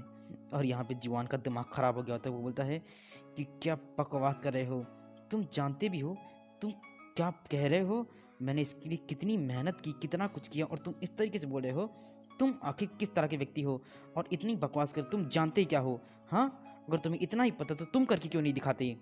लेकिन तुम ये कभी नहीं कर सकते हो क्योंकि तुम कल्टीवेशन कभी कर ही नहीं सकते हो, तुमने कभी कल्टीवेशन किया ही नहीं है, तुम एक असक्षम इंसान हो और कुछ भी नहीं। भले ही तुम कितना भी बकवास क्यों ना कर लो, लेकिन तुम अगर ये कहते हो कि मैं समझने में बेकार हूँ तो तुम में कौन सी क्षमता है कि तुम समझ सकते हो, कोई स्किल नहीं है, तुम अनस्किल्ड हो और कुछ भी नहीं। तो हमारे बोलते हैं कि अच्छा उफ कितनी बकवास करता है। यहाँ पे जवान बोलता है मुझे डर लग रहा है कि कहीं यूनियन रॉक की नक्काशी के बारे में लिखे शब्द तुम पहचान भी नहीं पाओगे, है ना, बकवास कर रहे हो। ये सुनने के बाद एनर्जी बोलता है कि मैं ये कहूँगा और तुम्हें करके भी दिखाऊंगा कि ये कितना ज़्यादा ताकतवर है, मैं क्या कर सकता हूँ, और देखते जाओ। वो अपने हाथ में ठंडा पाम की टेक्निक का इस्तेमाल करता है और बोल रहा होता है कि अब तुम देखते जाओ कि इस बादल की चट्टान पर मैं अपनी पाम टेक्निक का इस्तेमाल करूँगा, ठंडा पाम की टेक्निक, जिससे आसमान से बिजली गिरेगी। और तो और ये एक फर्स्ट टेक्निक है जो मैं तुम्हें दिखाने जा रहा हूँ, मेरा पहला स्टाइल और कुछ भी नहीं, समझ में आया ना, जो मैंने इससे सीखा हुआ है। ये सुनने वाला बोलता है कि क्या तुम झूठ बोल रहे हो, तुम बकवास कर रहे हो, तुम ठंडा पाम टेक्निक नहीं जानते। आसमान में बहुत ज़्यादा बिजली कड़कने लग जाती हैं। यहाँ हमारा एमसी आसमान से अपनी बिजली को गिरा रहा होता है और बोल रहा होता है अब देखो ठंडा पाम टेक्निक क्या होती है। सारी की सारी आसमान की बिजली धड़ाक से गिरती है उसके ऊपर, पत्थर के ऊपर, जिसे तीनों के तीनों देखकर शौक रहते हैं। यहाँ पर सेक्रेटरी बोलती है कि क्या इसके पास सचमुच में ठंड पाम की टेक्निक है। होली बटर बोलती है कि ये कैसे हो सकता है। यहाँ पे जितने लोग बोलते हैं कि आखिर ये कैसे हो सकता है कि ये देवता जुआन से इतना शक्तिशाली है। यहाँ पे जुआन एकदम सदमे में रहता है कि ये कैसे मुमकिन है, इसके पास तो कोई कल्टीवेशन ही नहीं है, ये कैसे हो सकता है। यहाँ पे हमारा एमसी चारों तरफ ठंड पाम की टेक्निक इस्तेमाल कर रहा होता है, बोल रहा होता है अब देखो आसमान से ऐसा थंडर पाम टेक्निक क्या होती है, मैं तुम्हें दिखाता हूँ। आसमान से इतनी तेज बिजली गिरेगी और साथ में आसमान को भी चीर कर रख देगी। अब देखते जाओ मेरी टेक्निक को। अपने हाथ में अपनी थंडर पाम की टेक्निक का इस्तेमाल करता है और बोलता है कि आज मैं तुम्हें दिखाऊंगा कि मैंने इससे क्या क्या सीखा हुआ है और मैंने इतना कितना ज़्यादा प्रैक्टिस करने के बाद ये सीखा हुआ है। आसमान में बिजली बिजली चमक रही होती है और हमारा एमसी मुस्कुरा रहा होता है, बोल रहा होता है कि तुम लोग अपनी आँख खोल सकते हो तो खोल कर दिखाओ। मेरे ख्याल तुम खोल भी नहीं पाओगे। आसमान से बहुत सारी बिजली हमारे एमसी के ऊपर, हमारे एमसी के पास आ रही होती है, जिसे हमारे होली मैडम देख रही होती है और बोल रही होती है कि वाओ एक डिवाइन विजनरी, ये है डिवाइन विजनरी की ताकत, वाकई में कमाल का है। और ये कोई और नहीं होता है बल्कि हमारे एमसी ने एक बहुत ही ज़्यादा डिवाइन पंछी बनाया हुआ होता है, जिसे होली मैडम बोलती है कि वाओ तो ये है पाम टेक्निक जिसे आपने समझ लिया है देता है और फिर उसे ख़त्म कर देता है। एंड उसके बाद से बोलता है कि देखा तो ये है पाम टेक्निक। तो आपको क्या लगता है देवता जुआन, आप इस पाम टेक्निक के बारे में क्या जानते हैं? क्या आप समझते हैं कि इस पाम टेक्निक को? यहाँ पे जुआन कुछ नहीं बोल पा रहा होता, बोल रहा होता है कि दिस इज़ इम्पॉसिबल, ऐसा नहीं हो सकता है, तुम तो कल्टीवेशन ही नहीं कर सकते ना। सो हमारा एमसी बोलता है कि क्या तुम ये इम्पॉसिबल लगता है? हाँ, तो क्या मुझे इसे दोबारा दिखाना चाहिए? हाँ, उस डिवाइन बर्ड को मेरे ख्याल से दोबारा बनाना चाहिए अपनी पाम टेक्निक की मदद से।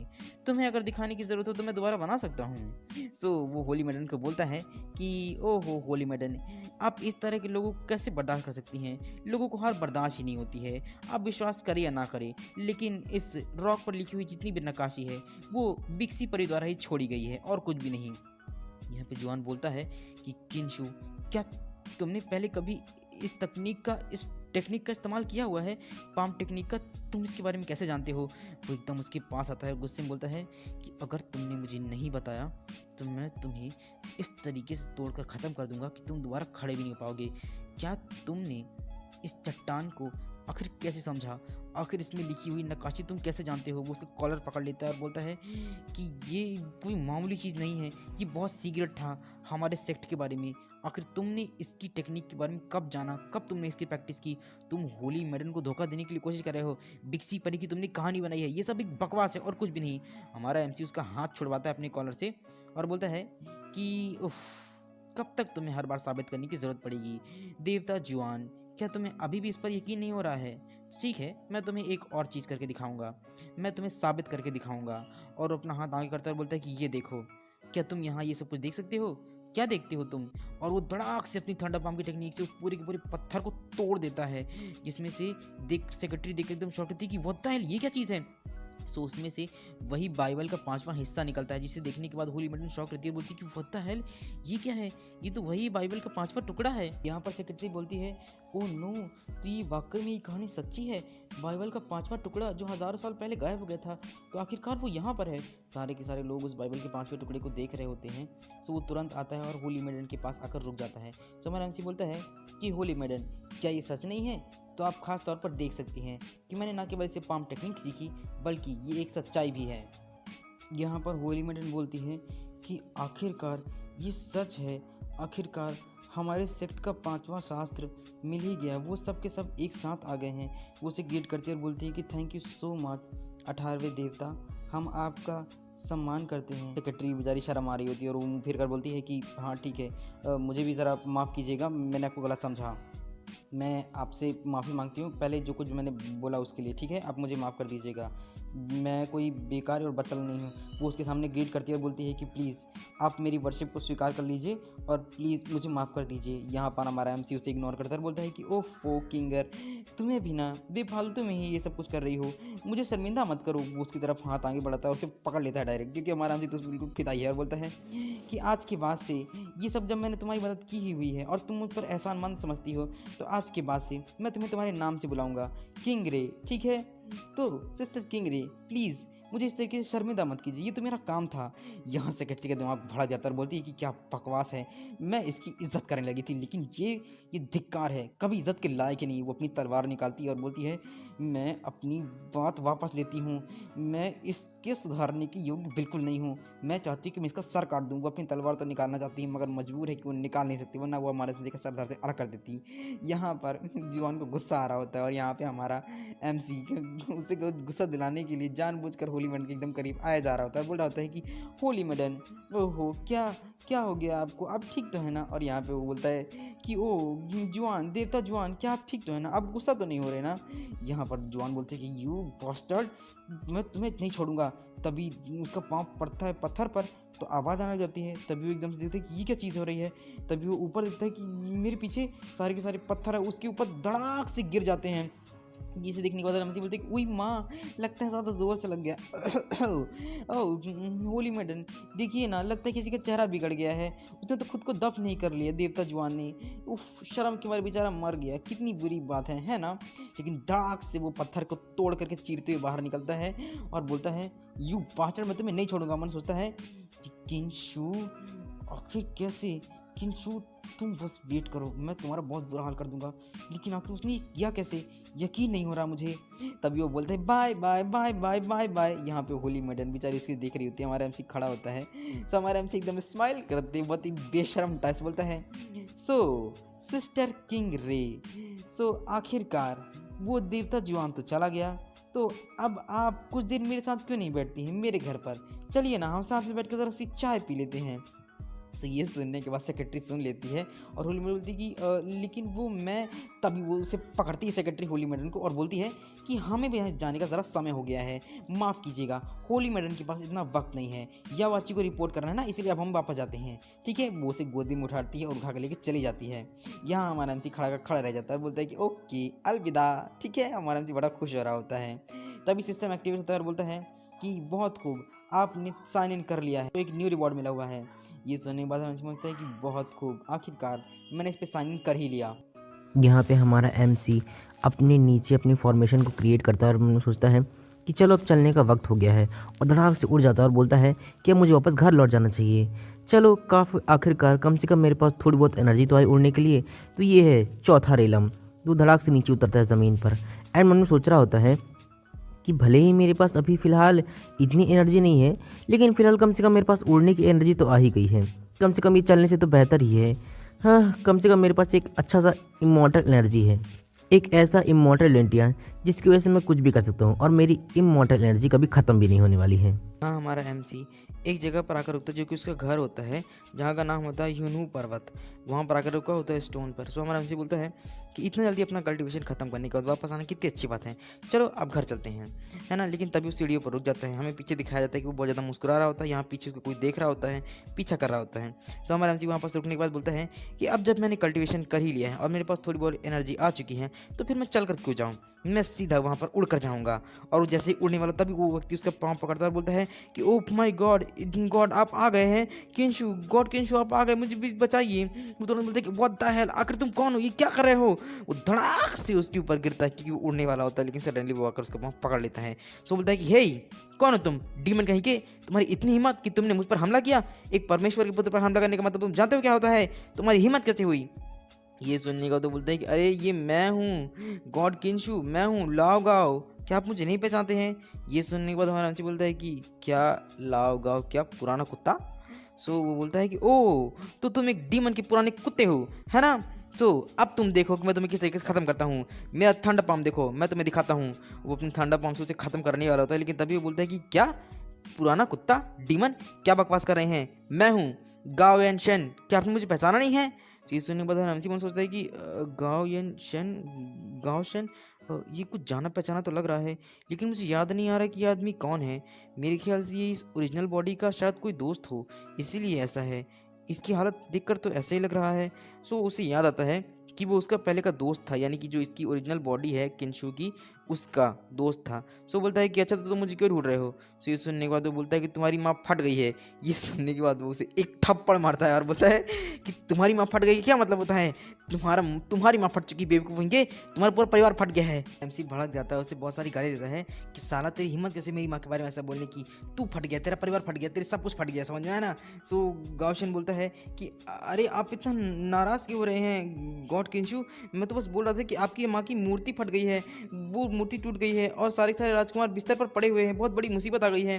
सो ये सुनने के बाद हमारा एमसी बोलता है कि क्या मेरी माँ की मूर्ति टूट गई है, ऐसा बोल रहे हो। तो बोलते हैं कि हाँ, प्राचीन देशों में जो राजाओं ने मूर्ति भेजी हुई थी, आपके बेटे की वजह से, आपके भाइयों की वजह से वो सारी मूर्ति फट चुकी है और कई टुकड़ों में बट गई है, अच्छा बिल्कुल नहीं है। आपको याद है पिछली बार जब आपको यूनुआ में अद्भुत खजाने की चुराने के लिए आपको लुभाया गया था, लालच दी गई थी, तब आपने इसके लिए कर लिया था। और उसी के बीच में आपकी माँ की मूर्ति के रूप में मिली हुई थी एक बहुत ही सुंदर मूर्ति, जो कि बहुत ही कमाल की और सुंदर थी। वो आपके बेटों ने चुरा ली और उसे एक इतना तेज प्रकाश था कि वो दीप प्रकाश उन लोगों ने गंदा कर दिया, जिसकी वजह से वो एकाएक फट गई और फटने की वजह से वहाँ पर बहुत बड़ा विस्फोट हो गया और वो संभाल नहीं सके और इसका दोष सारा का सारा आपके ऊपर मर दिया उन लोगों ने। इतना ही नहीं, इस दुनिया में बहुत ज़्यादा शक्तिशाली संप्रदाय और सेक्ट भी हैं जो कि इस चीज़ की आपके पीछे पड़े हुए हैं उस मूर्ति के, लेकिन अब तो बहुत बड़ी मुसीबत हो गई है। इसके अलावा साम्राज्य 10,000 साल पुराना अधिक स्थापित था, लेकिन अब अब तो वो मूर्ति टूट गई है, अब आपकी माँ आपके ऊपर बहुत ज़्यादा गुस्सा करेगी, अब आप क्या करेंगे? इसी मन सोचता है। हालांकि जितने भी पुराने देश हैं, उनके जितने भी राजकुमार और राजकुमारी हैं, वो सारे के सारे द्वार के मुख्य जितने भी अच्छे लोग हैं, उनके जितने तो नहीं हैं, लेकिन उनसे कम महान भी नहीं हैं। यूनू संप्रदाय में, सेक्ट में जितने भी संसाधन हैं, उनमें कुछ लोग अपना अधिकार जताने की कोशिश करते हैं। इसीलिए हालांकि इसके असली मालिक और कल्टीवेशन के बारे में अभी तक पता नहीं चला है। उसका एक शौक है, वह जितनी भी महिलाएं होती है उनका शौक रखता है। इतना ही नहीं, वो कई सारी डीमन लेडियों को भी लेकर के आते हैं, जिसकी वजह से वो उन लोगों को लालच दे सके और खजाने को चुराने के लिए उनको लुभाया जा सके। इतने सालों में जो भी असली मालिक है, उनमें बहुत सारी चीज़ों को चुरा लिया है और धोखा भी दिया गया है। इसीलिए उनके पास कई सारा सोना भी आ चुका है। वो ये सारे गंदे काम करते रहते हैं ताकि किसी भी तरीके से हमारे गाँवशन के जितने भी लेन देन पक्षकार हैं, उन दोनों चीज़ों को चुरा सकें। और इन दोनों के बीच में पैसे का लेन देन गावशान ही करता है। गावशान बोलता है कि तुम आखिर क्या सोच रहे हो? इस बार चंद्रवंश के 7वें राजकुमार ने तुम्हारे लिए एक बहुत ही खास महिला और बहुत ही सुंदर महिला भेजी हुई है और 3 वस्तुओं को लाने के लिए बोला गया है। और अगर तुम नहीं लाते हो तो वो बार बार तुम्हें परेशान करेंगे और मैं तुम्हें परेशान करने आता रहूँगा। और यहाँ तक कि मुझे वो वापस पुरानी तितली भी वापस करनी होगी जिससे मैंने व्यापार किया हुआ था। क्या तुम इस बात से नाराज़ हो? तो हमारा अंशी बोलता है कि ये बहुत ज़्यादा परेशान करने वाला है, इसलिए मैं ये काम नहीं करूँगा। सो गावशन बोलता है कि लेकिन देवता किंचु, आप कहाँ जा रहे हैं? आप मुझे बताते क्यों नहीं हैं? और आपने इस समस्या के बारे में क्या सोचा है? क्या करने वाले हैं आप? चंद्रवंश की हरकतें बढ़ती चली जा रही हैं और उनका जो 7वां राजकुमार है वो बहुत ज़्यादा घमंडी और दबंग है। अगर आपने उसे सही उत्तर नहीं दिया तो निश्चित रूप से वो आपको जाने नहीं देगा। वो लगभग आपको जान से मारने की भी कोशिश करेगा। तो आप क्या करेंगे? बेहतर होगा कि आप मेरी बात मान लें और चलने के लिए तैयार हो जाएं और उनकी बात मान लीजिए। वो बहुत ज़्यादा उदास हो जाता है और बोलता है कि आप क्या कर रहे हैं? इतना ही नहीं बल्कि आपको वो जान से मारने की कोशिश कर सकता है। मास्टर, आप क्या करने वाले हैं? आपको पता भी है कि वो कितना ताकतवर है, आप जानते नहीं इस बारे में। और आपके पास तो कोई कल्टीवेशन भी नहीं है। आप अपने बाकी भाइयों की तरह नहीं हैं जो कि कल्टीवेशन करना जानते हैं। आपके पास कोई भी कल्टीवेशन एनर्जी नहीं है। आपको ये बात मालूम होनी चाहिए। तो आप उससे कैसे लड़ने वाले हैं? आप 18वें देवता ज़रूर हैं, लेकिन आपके पास कोई भी एनर्जी नहीं है। यहाँ पे हमारा एमसी ये बात सुनता है और अपने हाथ में थंडर पम्प की टेक्निक का यूज़ करने लग जाता है। बिकॉज अब किसी को भी ये बात मालूम है नहीं कि हमारा एमसी पहले की तरह रह नहीं गया है। अब उसके पास एनर्जी आ गई, कल्टीवेशन आ गई, काफ़ी ज़्यादा ताकतवर हो चुका है, बाकी सबसे ज़्यादा शक्तिशाली हो चुका है। तो थंडर पम्प का उसके ऊपर यूज़ करता है, क्योंकि गावशिन को भी पता है नहीं, इसलिए वो इस तरीके से बोल रहा था। तो धड़ाक से उसके ऊपर धड़ाक से उस नीचे गिरने लग जाता है और गोल गोल गिरते गिरते नीचे ही गिर जाता है। लुढ़कते यहाँ पे हमारा एमसी बोलता है कि क्या तुम्हें सचमुच में लगता है कि मैं उसको कोई भी जवाब नहीं दे सकता हूँ? अगर वो मुझ पर हमला करता है तो एक बात याद रखना कि अब मैं पहले की तरह नहीं रह गया हूँ। मेरे पास भी अब काफ़ी ज़्यादा कल्टीवेशन और एनर्जी आ गई है। आने दो उसे, फिर देखते हैं। यहाँ पे गावशन बोलता है कि क्या कल्टीवेशन? मास्टर, आपने कल्टीवेशन कब सीखा? आपने कहाँ पर सीखा? और आप इतने ताकतवर कब बन गए, वो भी इतने कम दिनों में? यहाँ हमारा एमसी उसे इग्नोर करके जाने लग जाता है। यहाँ पे गावशन बोलता है कि मास्टर एक बार रुक तो जाइए, सुनिए तो सही। अरे मुझे भी तो बताइए, आपने कल्टीवेशन कब से शुरू किया है? इतने दिनों से आप कहाँ थे और आपने ये सब कुछ कब किया? मुझे बताया नहीं कुछ भी। वो अपने सेक्ट का सीन दिखाया जाता है जहाँ पर हमारा एमसी आता है, बोलता है कि फ़िलहाल मैं तुमसे पूछना चाहता हूँ कि जो 7वां राजकुमार है चंद्रवंश का, उसने मेरे लिए इस बार कौन सी लड़की भेजी हुई है? सो बोलता है कि मैंने सुना है कि उसने आपके लिए इस बार काफ़ी अच्छी लड़की भेजी हुई है, काफ़ी ज़्यादा खूबसूरत है, लेकिन वो एक डीमन है। वैसे सच कहूँ तो पिछली बार की जो डीमन थी वो भी काफ़ी ज़्यादा खूबसूरत थी। मुझे तो आपसे जलन हो रही है मास्टर। हाँ, क्या आपने उसके खूब मज़े लिए? क्या हुआ मास्टर, बताइए ना, थोड़ा सा मुझे बता दीजिए। वो अपना फ्लैशबैक याद करता है कि पिछली बार जो डीमन लड़की थी वो कितनी ज़्यादा डेंजरस थी। सो मन सोचता है कि उसकी मज़े लेना, नहीं ये नहीं हो सकता है। मैं उसकी क्या कुछ कर पाऊँगा? वो मुझे इतनी बुरी तरीके से मारती थी और मुझे इतना बुली करती थी कि मैं सोच भी नहीं सकता था, क्योंकि वो काफ़ी ज़्यादा ताकतवर है। सो बताने लग जाता है उसे कि फ़िलहाल मैं उससे बिल्कुल भी निपट नहीं सकता हूँ, इसलिए मेरी मदद करना और उसे वापस भेजने का थोड़ा रास्ता ढूंढो। सो बोलता है कि उसे वापस भेजना होगा, लेकिन उसे वापस क्यों भेजना है? क्या ये दुख की बात नहीं कि आप उसे वापस भेजना चाहते हैं? आप भी ना मास्टर, क्या आप एक लड़की को नहीं संभाल सकते हैं? आप इतने जोशीले और इतने ताकतवर होने के बाद भी एक लड़की को नहीं संभाल सकते हैं? मैं आपको सिखाता हूँ कि एक लड़की को आज्ञाकारी कैसे बनाया जा सकता है। सो एमसी बोलता है कि देखो, मैं उसे सिखाने में तो बिल्कुल भी हिम्मत नहीं रख सकता हूँ। अगर तुम्हारे पास इतनी हिम्मत और समय है तो तुम ही करो, मेरे पास तो बिल्कुल हिम्मत और समय नहीं है। सो गावशन बोलता है कि ओके मास्टर, मैं आपको करके दिखाऊंगा। बोलता है कि मास्टर, आप फ़िक्र मत कीजिए, मैं इसमें बहुत अच्छा हूँ। आप बस मुझे बताइए, मैं उसे ट्रेनिंग दूँगा। वो गेट के पास आता है और बोलता है कि आप सचमुच में जानते ही नहीं हैं मुझे कि मैं कितना अच्छा हूँ। औरतों को ट्रेनिंग देने के मामले में मुझसे अच्छा कोई नहीं हो सकता है। मैं आपसे इस बारे में अच्छी तरीके से बात कर सकता हूँ। बताइए वो कहाँ पर है? आप फ़िक्र मत कीजिए, मैं उसे समझा दूँगा और वो विनम्र हो जाएगी आपके लिए। मुझे इसका बहुत अच्छा अनुभव है। ये सुनने के बाद हम आराम से बोलते हैं, अच्छा, ठीक है, तो अंदर पहले आप जाइए। सो बोलता है गाओशिन कि ओहो मास्टर, आप कितने अच्छे हैं, सो स्वीट। वो दरवाज़ा खोलता है लेकिन दरवाजे के ऊपर बाल्टी होती है पानी की, सारा का सारा पानी उस गाओशिन के ऊपर गिर जाता है और बोलता है कि ये सब कुछ क्या तमाशा कर रखा है, ये सब कुछ क्या हो रहा है। तो तभी वहाँ पर वो लड़की चिल्लाती है कि मेरे लिए नाचो, और उसके ऊपर बहुत सी चीज़ें फेंकती है। जैसे कि पहली चीज़ टेबल फेंकती है, जहाँ हमारा एमसी मुस्कुरा कर देख रहा था, बिकॉज उसे तो पता ही है ये किस तरीके की लड़की है और क्या करने वाली, पहले सब कुछ पता है इसलिए खुश हो रहा होता है। वो धड़ाक से 1 2 3 4 बहुत सारे बर्तन उसकी तरफ फेंकती है। यहाँ हमारा एमसी डरा हुआ बाहर खड़ा होता है सब कुछ तमाशा देखते हुए। गाओशिन की हालत बहुत ज़्यादा बुरी हो चुकी होती है, हमारा एमसी कुछ नहीं बोल रहा होता है। तभी वो लड़की बाहर आती है तो हमारा एमसी तुरंत छिप जाता है वहाँ पास से। एंड वो लड़की बोलती है कि सेक्स डीमन कहीं के, मैंने कहा ना मुझे वापस भेजो। वो अपना हथौड़ा उठाती है और बोलती है कि मुझे वापस भेजो, मुझे वापस जाना है। वो 1 2 3 4 उसके बिना कपड़े के साबुन की तरह बिल्कुल धो डालती है और बोलती है कि मुझे वापस भेजो, मैंने कहा ना मुझे वापस भेजो। थोड़ी देर बाद बड़ी मुश्किल से वो रुकती है और थमती है, बोलती है कि मुझे जल्दी करो और वापस भेजो, वरना मैं तुम्हारी हालत बहुत बुरी कर दूंगी। गाओशिन बेचारा एकदम लगता है बेहोश ही हो चुका होता है। हमारा एमसी बड़ी मुश्किल से सांस लेता है और बोलता है कि ये क्या इनफ हो चुका है, अब रुक जाओ वरना उसकी जान चली जाएगी। तो तुरंत शौक में आती है तो अपनी उसका हथौड़ा छूट जाता है उसके हाथ से और बोलती है 1 मिनट, तुम यहाँ पर हो तो ये नीचे मैंने किसी मारा? तो हमारा एमसी बोलता है कि तुमने किसी गलत इंसान को मारा है, ज़रा अपने एक बार नीचे से देखो, वो मैं नहीं कोई और है। और वो मन में सोच रहा होता है उसे देखते हुए कि बाइजू ये एक लिटिल डीमन है जो कि राजकुमार द्वारा मेरे लिए भेजी गई थी। इसे पकड़ा गया था ताकि इसका इस्तेमाल किया सकती मेरे लिए और इनाम के तौर पर भेजा गया था, लेकिन ये बहुत ज़्यादा बुरी और घमंडी है ये लिटिल डीमन, इसलिए ये मुझे मारती रहती है। फिर अपना फ्लैशबैक याद कर रहा होता है, मन सोच रहा होता है कि मुझे याद है जब मैं बहुत कमज़ोर हुआ करता था और मेरा कल्टीवेशन 0 था, तब ये मुझे बहुत ज़्यादा बुली किया करती थी और बहुत बुरी तरीके से मारा करती थी। फिर हमें दिखाया जाता है कि चाय कॉफ़ी का सीन, जहाँ पर बाय और तीनों के तीनों बैठे हुए होते हैं। सो बाय गुस्सा होती है बिकॉज उसे वापस घर जाना है और जबरन उसे पकड़ा गया है और ऐसी कई सारे डीमंस को जबरन पकड़ा जाता है। एंड इनाम के तौर पर राजा भेज देता है लोगों को इनाम के तौर पर कि इसका इस्तेमाल करो, बदले में हमें कुछ दो। सो वैसे ही हमारे एमसी को भी भेजा गया था। सो हमारा एमसी यूज़ नहीं कर पाया। एंड यहाँ पे हमारा एमसी बोलता है कि क्या हो गया है गाओशिन, आपने तो कहा था कि आप ट्रेनिंग देने में बड़े अच्छे हैं किसी भी औरत को, क्या आपको थोड़ा सा और ट्रेनिंग देने की लगता है ज़रूरत है अभी उसको, है ना? तो जाइए, आपको वहाँ पर भेज दें क्या? सो गाओशिन बोलता है कि नहीं नहीं बिल्कुल नहीं, बिल्कुल नहीं, मैं वहाँ पर नहीं जाना चाहता हूँ, मेरे बिल्कुल भी हिम्मत नहीं है। जैसा कि मास्टर आपने बिल्कुल कहा है, मैं वहाँ पर जाने की मुझे कोई ज़रूरत नहीं है, ये बहुत ज़्यादा डरावनी है, मैं इसके पास नहीं जाऊँगा, मुझे कोई ज़रूरत नहीं सिखाने की, मैं तो बिल्कुल बेकार हूँ। सो हमारा एमसी बोलता है कि बाजो, मैंने तुम्हें पहले भी कहा है ना कि मैंने तुम्हें स्वतंत्र कर दिया है, तुम जहाँ चाहो वहाँ जा सकती हो, तुम बिल्कुल फ्री हो, तुम्हें फ्रीडम मिल चुकी है, तो तुम्हें क्या दिक्कत है? ये सुनने के बाद वो बोलती है डीमन कि क्या तुम्हें मेरा शरीर नहीं चाहिए सेक्स डीमन? ये सुनने के बाद हमारा एमसी उसे देखता है और फिर एकदम बड़े स्टाइल से बोलता है कि मैं वैसे उस तरह का इंसान नहीं हूँ जिस तरीके से तुम सोचती हो, इसलिए अब दोबारा मत पकड़े जाना और दोबारा तुम्हारा कोई भी इस्तेमाल ना करे बहुत बुरी तरीके से, वरना तुम जैसे औरतों को एक बार पकड़ने के बाद बहुत ही गंदे तरीके से इस्तेमाल किया जाता है, समझ में आया ना? तुम्हारी जान भी जा सकती है। मैं तो एक अच्छा इंसान हूँ, इसलिए अब दोबारा मत पकड़े जाना, मैं इस तरीके का इंसान नहीं, मुझे तुम्हें नहीं चाहिए। ये सुनने के बाद तुरंत बोलती है तो क्या तुम मुझे वापस भेजने वाले हो? तो हमारा एमसी पूछता है कि तो ठीक है, तुम्हारा घर कहाँ है?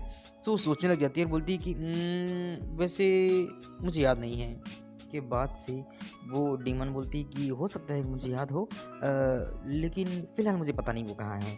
हमारा एमसी बोलता है कि अगर तुम्हें पता नहीं है तो मैं तुम्हें वापस भेजूँगा कैसे? वो उसका गला पकड़ लेती है और एकदम दम उसका हमारे एमसी का दम घुट रहा होता है। वो बोलती है कि मुझे नहीं पता है कि मुझे कैसे भेजना है, मुझे बस वापस भेजो, समझ में आया ना? तुम मुझे पकड़ के लेकर के आओ, पागल आदमी, मुझे वापस भेजो। हमारे एमसी का दम घुट रहा होता है, बोलता है कि छोड़ो छोड़ो छोड़ो।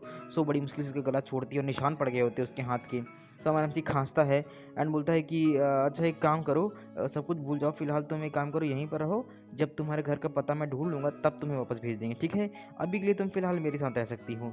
ये सुनने के बाद बोलती है कि ओके। फिर हमें माउंटेन का सीन दिखाया जा रहा होता है जहाँ हमारा एमसी चढ़ने वाला होता है, बिकॉज उसे टास्क मिला होता है ना, जितने बार वो टास्क पूरा करेगा उतना इसका लेवल अप होता जाएगा, इसीलिए। तो हमारा एमसी यहाँ पर दौड़ता है एंड उसके बाद दौड़ते दौड़ते जल्दी जल्दी ऊपर चढ़ना लग जाता है एंड धड़ाक से ऊपर पहुँच जाता है। पहाड़ी का सीन दिखाया था जहाँ पे हमारा एमसी पहुँच जाता है एंड यहाँ सिस्टम एक्टिवेट होते हुए बोलता है कि कॉन्ग्रेचुलेशन, आपने फिर से लॉग इन कर लिया है सफलतापूर्वक, आपका लेवल अप कर दिया गया हुआ है।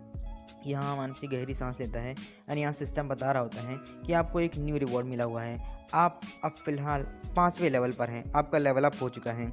यहाँ हमारा एमसी 3 दिन तक वहीं रहता है और 3 दिन लगातार यही सब कुछ करता है, जहाँ सिस्टम फिर से एक्टिवेट होकर बोलता है कि वेरी गुड, आपने अपना लेवल अप कर लिया है और अब आप 6वें से 7वें लेवल तक पहुँच चुके हैं।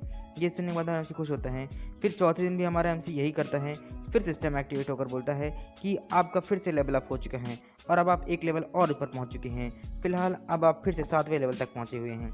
यहाँ हमारा एमसी 5वें दिन भी यही करता है और कंटिन्यू यही किए जा रहा होता है, जहाँ पर सिस्टम एक्टिवेट होकर बोल रहा होता है कि वेरी गुड, आपने एक और लेवल पार कर लिया है और अब आपका लेवल 8वें तक हो गया है, बहुत खूब, अब आपने एक और लेवल पार कर लिया है और अब आपका एक और लेवल हो चुका है।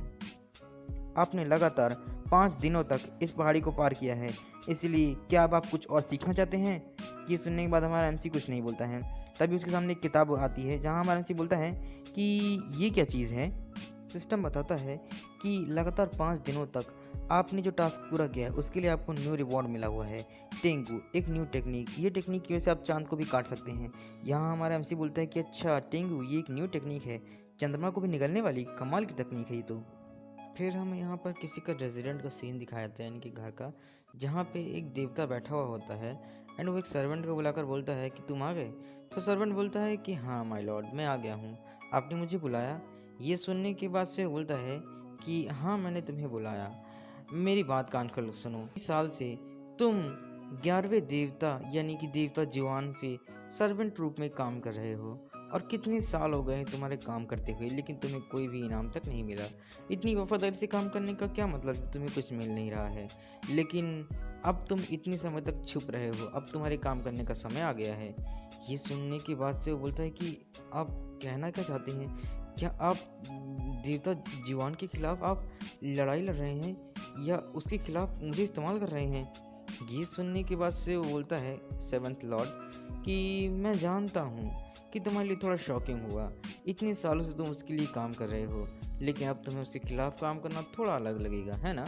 लेकिन क्या तुमने एक बात कभी सोची है कि तुम अभी भी रिफाइनिंग के सिर्फ 7वें लेवल पर ही हो, तुम बॉडी रिफाइनिंग के 7वें लेवल पर हो, उसके बराबरी पर नहीं। तो क्या तुम उसके बराबर नहीं होना चाहते हो। ये सुनने को बोलता है कि सर्वेंट की माय लॉर्ड आप कहना क्या चाहते हैं। सो 7th लॉर्ड बोलता है कि मैं तुम्हें बस एक बात बोलना चाहता हूँ कि 18वें देवता यानी कि देवता किंशु को ख़त्म कर दो। ये सुनने के बाद तो बोलता है कि क्या, लेकिन 7th लॉर्ड तो वो तो विकलांग है पूरी तरीके से, आप उन्हें क्यों ख़त्म करना चाहते हैं, उन्होंने तो कुछ किया भी नहीं है और उनके पास कोई कल्टिवेशन भी नहीं है। लेकिन तभी वो हंसने लग जाता है और बोलता है कि मैं समझ गया माय लॉर्ड, आप क्या कहना चाहते हैं। यहाँ पर वो बताता है कि कुछ दिन पहले देवता किंशु देवता जीवान के पास आए हुए थे और उन्होंने उसका बहुत अपमान किया, इतना कि कुछ कहा ना जा सके। अगर सीक्रेट तरीके से मेरे गुप्तचर उसका ध्यान ना दिखते तो मुझे पता ही नहीं चलता कि किंशु अपंग बना हुआ है, वो सिर्फ एक नाटक कर रहा है और कुछ भी नहीं। इतना ही नहीं, अगर तुमने उसे हरा दिया तो सोचो सारे के सारे लोग देवता जीवान के बारे में क्या सोचेंगे कि वो कितने कमज़ोर और बेकार हैं कि वो किसी को हरा भी नहीं सके।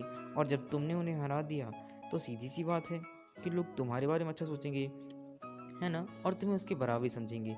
यहाँ पे वो सर्वेंट बनने सोच रहा होता है कि हाँ बिल्कुल सही कहा, अब बिल्कुल समय आ गया है, अगर मैं उसे चुपके से हरा दूँ तो सीधी सी बात है सब लोग मुझे ही सही समझेंगे। अब समय आ गया है कि 11वें देवता का साथ छोड़ करके मुझे आगे बढ़ना चाहिए। वो बोलता है कि माय लॉर्ड, 7th लॉर्ड की जय हो, आप बहुत बुद्धिमान हैं, आपने अपने दुश्मनों से छुटकारा पाने के लिए बिना किसी कोशिश के इतनी आसानी से छुटकारा पा लिया। सो वो बोलता है कि हाँ, अब तुम बहुत खाली समय से गवा चुके हो, अब तुम एक काम करो, जैसा मैं कहता हूँ वैसा करो, अब तुम जाओ और ये लो।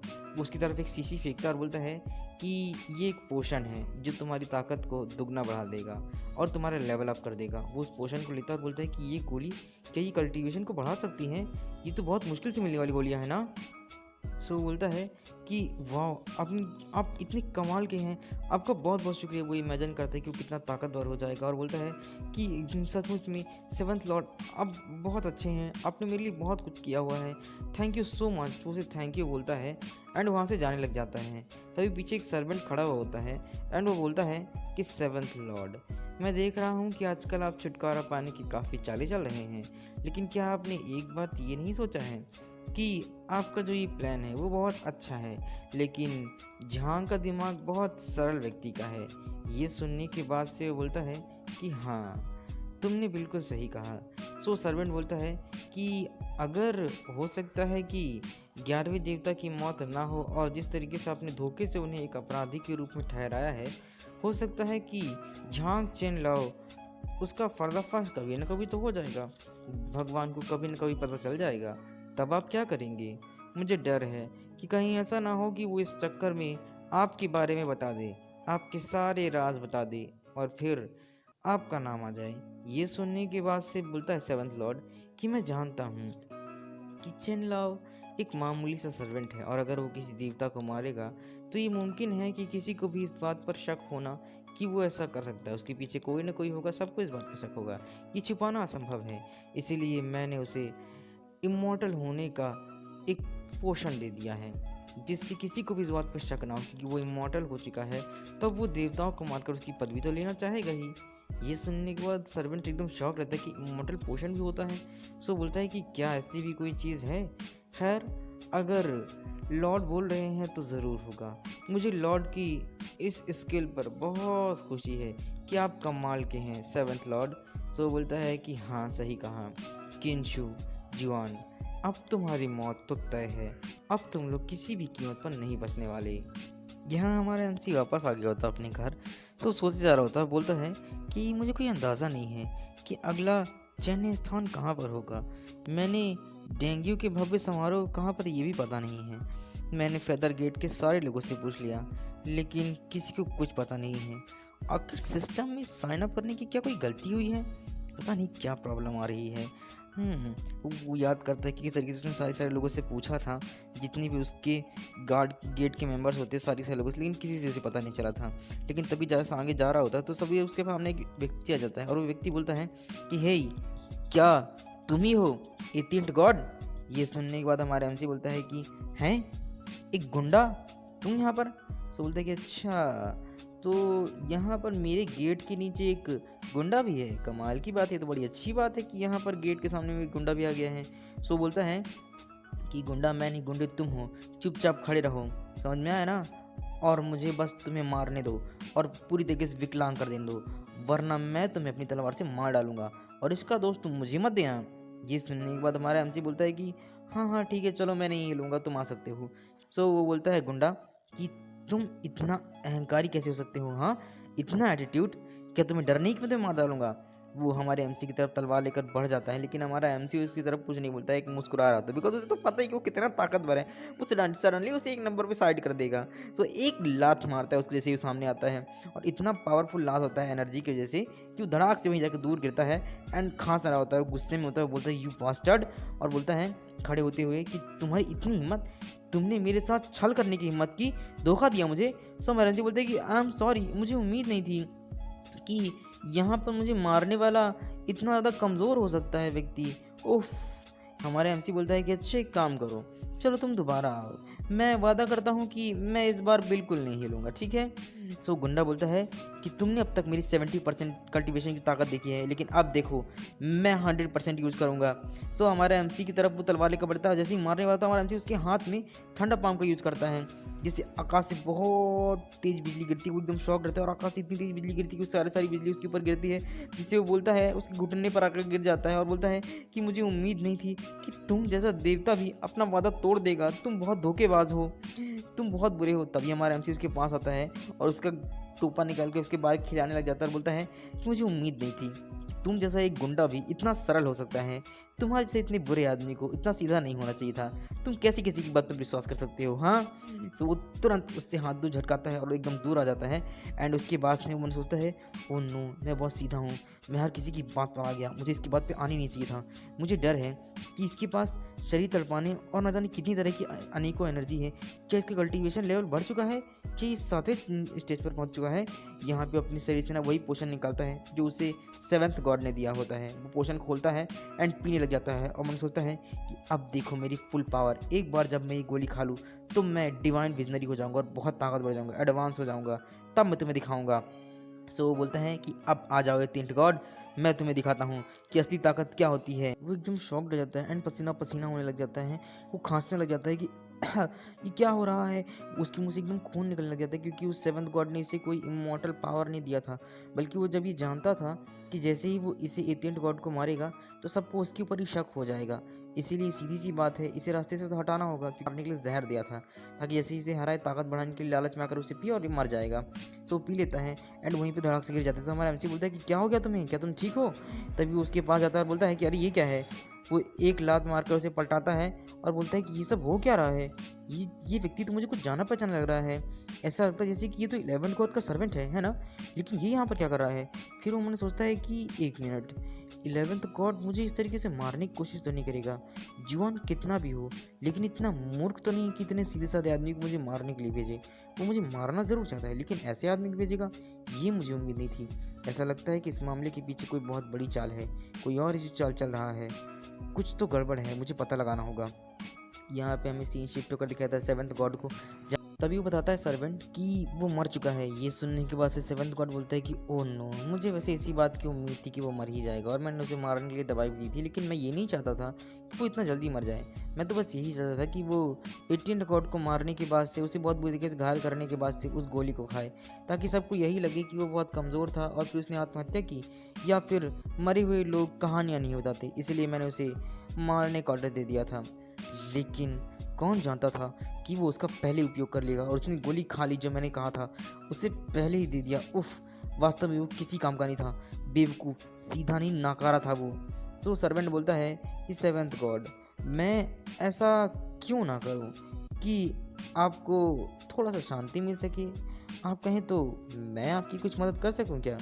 18th गॉड के डैड ने, किन फितियान, वर्तमान में यूनहू में नहीं है। अलावा आपके पिता ने पद पर बैठने के लिए और भगवान बनाने के लिए आप 18 देवताओं में सारे के सारे को एक कंपटीशन दिया हुआ, एक दर्पण ढूंढने वाला काम, जो कि 18th गॉड कर रहे हैं और वो इकट्ठा भी कर रहे हैं उन दर्पण को, और जल्द ही जल्द वो सम्राट को तैयार भी कर सकेंगे। तब वो इस दुनिया में सम्राट का पद प्राप्त कर लेंगे और ये अवसर भी प्राप्त कर सकते हैं। ये सुनने के बाद 7th गॉड बोलता है कि कोई ज़रूरत नहीं है, क्योंकि ये योजना बेकार हो चुकी है, इसलिए कुछ समय तक धीरज रखो। जैसे ही सब कुछ ठीक होगा हम फिर से इसे काम शुरू करेंगे। समझ में आया ना? जहाँ तक मैं जानता हूँ कि मेरे जितने भी भाई हैं वो सब भगवान बनने और पद प्राप्ति के लिए कुछ भी कर सकते हैं, इसलिए जब वो किसी भी पोजीशन को पाना चाहते हैं तो किसी भी हद तक जा सकते हैं। और इसके अलावा यूनहू में 18th गॉड को मारने के लिए वो जल्दी कोई न कोई कदम उठाएंगे, इसीलिए हमारे लिए काम वो आसान करेंगे, क्योंकि वो पहले ही उसे ख़त्म कर देंगे। जहाँ तक मुझे पता है कि चंद्रवंश का 7वां राजकुमार भी इस समय उससे बदला लेने के लिए आएगा और कोई ना कोई कोशिश तो करेगा, क्योंकि वो उससे बदला लेना चाहता है। इसलिए बस इंतज़ार करो, जब वो रास्ते से हट जाएंगे एक एक करके, तब अंत में हमारा काम जब सरल हो जाएगा तब हम काम करेंगे। इसलिए थोड़ा देर के लिए बैठे रहो। समझ में आया ना? यहाँ पर हमें सीन शिफ्ट होकर गुआन को दिखाया जाता है, जो बोल रहा होता है कि माय लॉर्ड मास्टर, बहुत बुरा हो गया, बहुत बुरा हो गया है।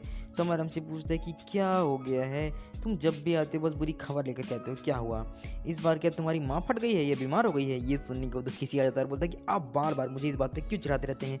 मैंने आपको कितनी बार कहा ना मेरी माँ नहीं फट गई है, मैंने तो बस ऐसे ही बोला हुआ है। मैं आपको सीरियस बात बताना चाहता हूँ, वो दरअसल 7th प्रिंस, वो चंद्रवंश का जो 7th प्रिंस है ना, वो कई लोगों को आपकी जगह पर ले आया है और वो उस डीमन लेडी को लेकर जाना चाहता है।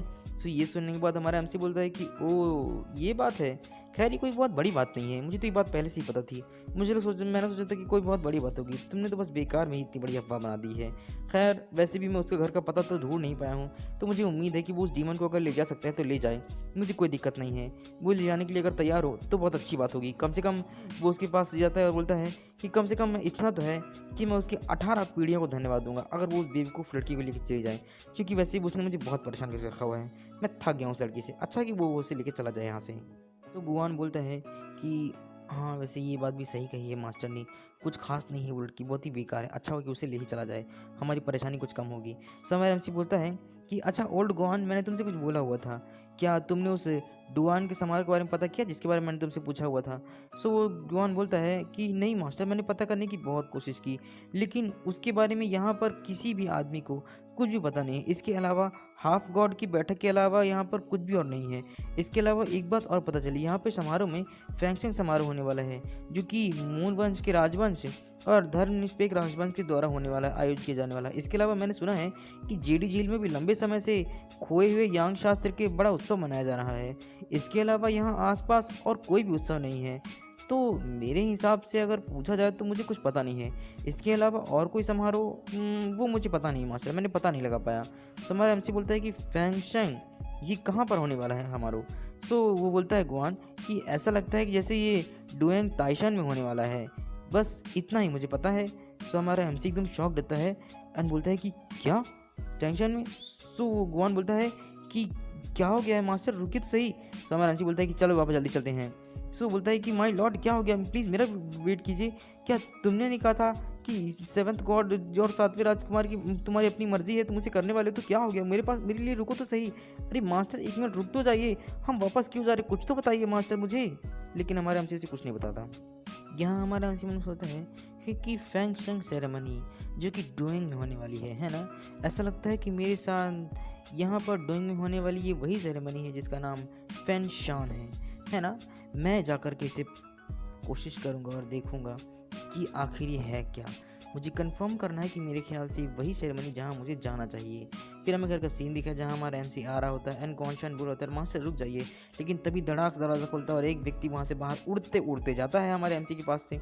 सो हमारा एमसी बोलता है कि लगता है कि डीमन गर्ल ने फिर से कुछ किया हुआ है, कहीं बाई ने कुछ गड़बड़ तो नहीं की, अभी अभी कुछ तो उड़कर गया है ना। सो गुआन बोलता है कि मेरे ख्याल से कोई आदमी उड़कर गया है मास्टर, अभी तो कुछ गड़बड़ लग रही है, चलिए अंदर चलकर देखते हैं। सो हमारे एमसी और गुआन दोनों को शक हो जाता है कि किसी और ने नहीं किया होता है, बल्कि बाई ने किया होता है, जो कि बहुत ही बुरे तरीके से मार रही होती है लोगों को, क्योंकि वो दोनों समझ गए कि ये काम कोई और कर ही नहीं सकती है। वो दोनों देखते हैं ज़मीन पर काफ़ी सारे लोग पड़े हुए होते हैं, बिल्कुल बेहोश, और बोल रहे होते हैं कि हाँ ये बहुत दर्द हो रहा है, बहुत दर्द हो रहा है। ये कोई और लोग नहीं होते हैं, बल्कि सेवन्थ प्रिंस के आदमी होते जो कि यहाँ पर आए हुए थे उसे पकड़ने के लिए, लेकिन उसे पता नहीं कि किस खतरनाक चीज़ को उसने भेजा हुआ था। यहाँ पे हमारी बाई बोलती है कि तुम्हारी हिम्मत कैसे हुई कि तुम यहाँ पर मुझे लेने के लिए आए हो। सो बोलता है कि तुम्हारी हिम्मत कैसे हुई ये सब कुछ करने की, मेरे आदमी को मारने की, तलवार खड़ा लिए और बहुत ही बुरी तरीके से बाई ने उसे मारा होता, पीटा होता है, वो कांप रहा होता है और बोल रहा होता है कि तुम्हारी जैसी छोटी तितली को तुम्हारी इतनी हिम्मत कि तुमने मुझे मारा, क्या तुम्हें गलत नहीं लगता है? सो बोलती क्या कहा छोटी तितली, किसे बोलो छोटी तितली? वो उसके पास जाती है और वहाँ पे भी ज़रा डरे जा रहा था वो सेवन्थ प्रिंस, और वहाँ पे उसे एक लात मारते हुए बोलती है कि मुझे सिर्फ एक चीज़ बुलाओ, बटरफ्लाई, समझ में ना? एक लात खींच के मारती इतना तेज से कि जिसे देखने के बाद हमारे एमसी और गुआन को शॉक लग जाता है। एमसी बोलता है कि मेरा एक सवाल है गुआन, आखिर अगर ये तितली इतनी ज़्यादा हिंसक है, इतनी ज़्यादा खतरनाक है, तो आखिर इन लोगों ने इसे पकड़ा कैसे होगा? मुमकिन नहीं लगता है मुझे। सो गुआन बोलता है कि मास्टर मैं भी आपसे शायद यही पूछने वाला था, शायद अब थोड़ा बहुत सेवन प्रिंस को भी इसका स्वाद चखने देते हैं ना, या फिर उन्होंने आपके टेस्ट के लिए कौन सी लड़की भेजी हुई थी? सो बोलते हैं कि सही कहा, थोड़ा देर इंतजार करते हैं। यहाँ पे वो देखता है कि सेवन्थ प्रिंस की हालत तो बहुत बुरी हो चुकी होती है। सो हमारे एमसी बोलते हैं कि सेवन्थ प्रिंस क्या आप ठीक हैं? Hello seventh Prince. लेकिन सेवन्थ प्रिंस है कि कोई जवाब दे, वो तुरंत उठता है और खांसने लग जाता है। तो हमारे एमसी बोलते हैं कि क्या आप ठीक तो है ना, आपकी तबीयत कैसी है? तो बोलता है कि हाँ ठीक हूँ, थैंक यू वेरी मच। वो अपनी तलवार उठाता है एंड फिर से उसके पास जाने लग जाता है। बोलता है मुझे विश्वास नहीं हो रहा है कि मैं चंद्रवंश का सेवन्थ प्रिंस हूँ, मुझे यकीन नहीं हो रहा है, एक छोटी सी लड़की ने मुझे हरा दिया, वो एक डीमन लड़की ने, मैं उससे नहीं निपट पा रहा हूँ, सच में राजा हूँ कि नहीं हूँ? यहाँ हमारा एमसी बोलता है कि सेवन्थ प्रिंस आखिरकार आपको इस बात का अंदाज़ा तो हो ही गया होगा कि आपने कितनी खतरनाक और किस तरीके की लड़की को भेजा हुआ है हमारे लिए, है ना? तो मेरे ख्याल से आप थोड़ा-सा बैठकर आराम क्यों नहीं कर लेते हैं? क्योंकि वो आपके लिए ज़्यादा बेहतर है। आप इस लड़की को नहीं हरा पाएँगे। मुझे नहीं लगता कि ये हो भी पाएगा। कोई मर्द इस दुनिया में नहीं बना इस दुनिया में ऐसा। सो बोलता है कि क्या? ऐसा मुमकिन नहीं है।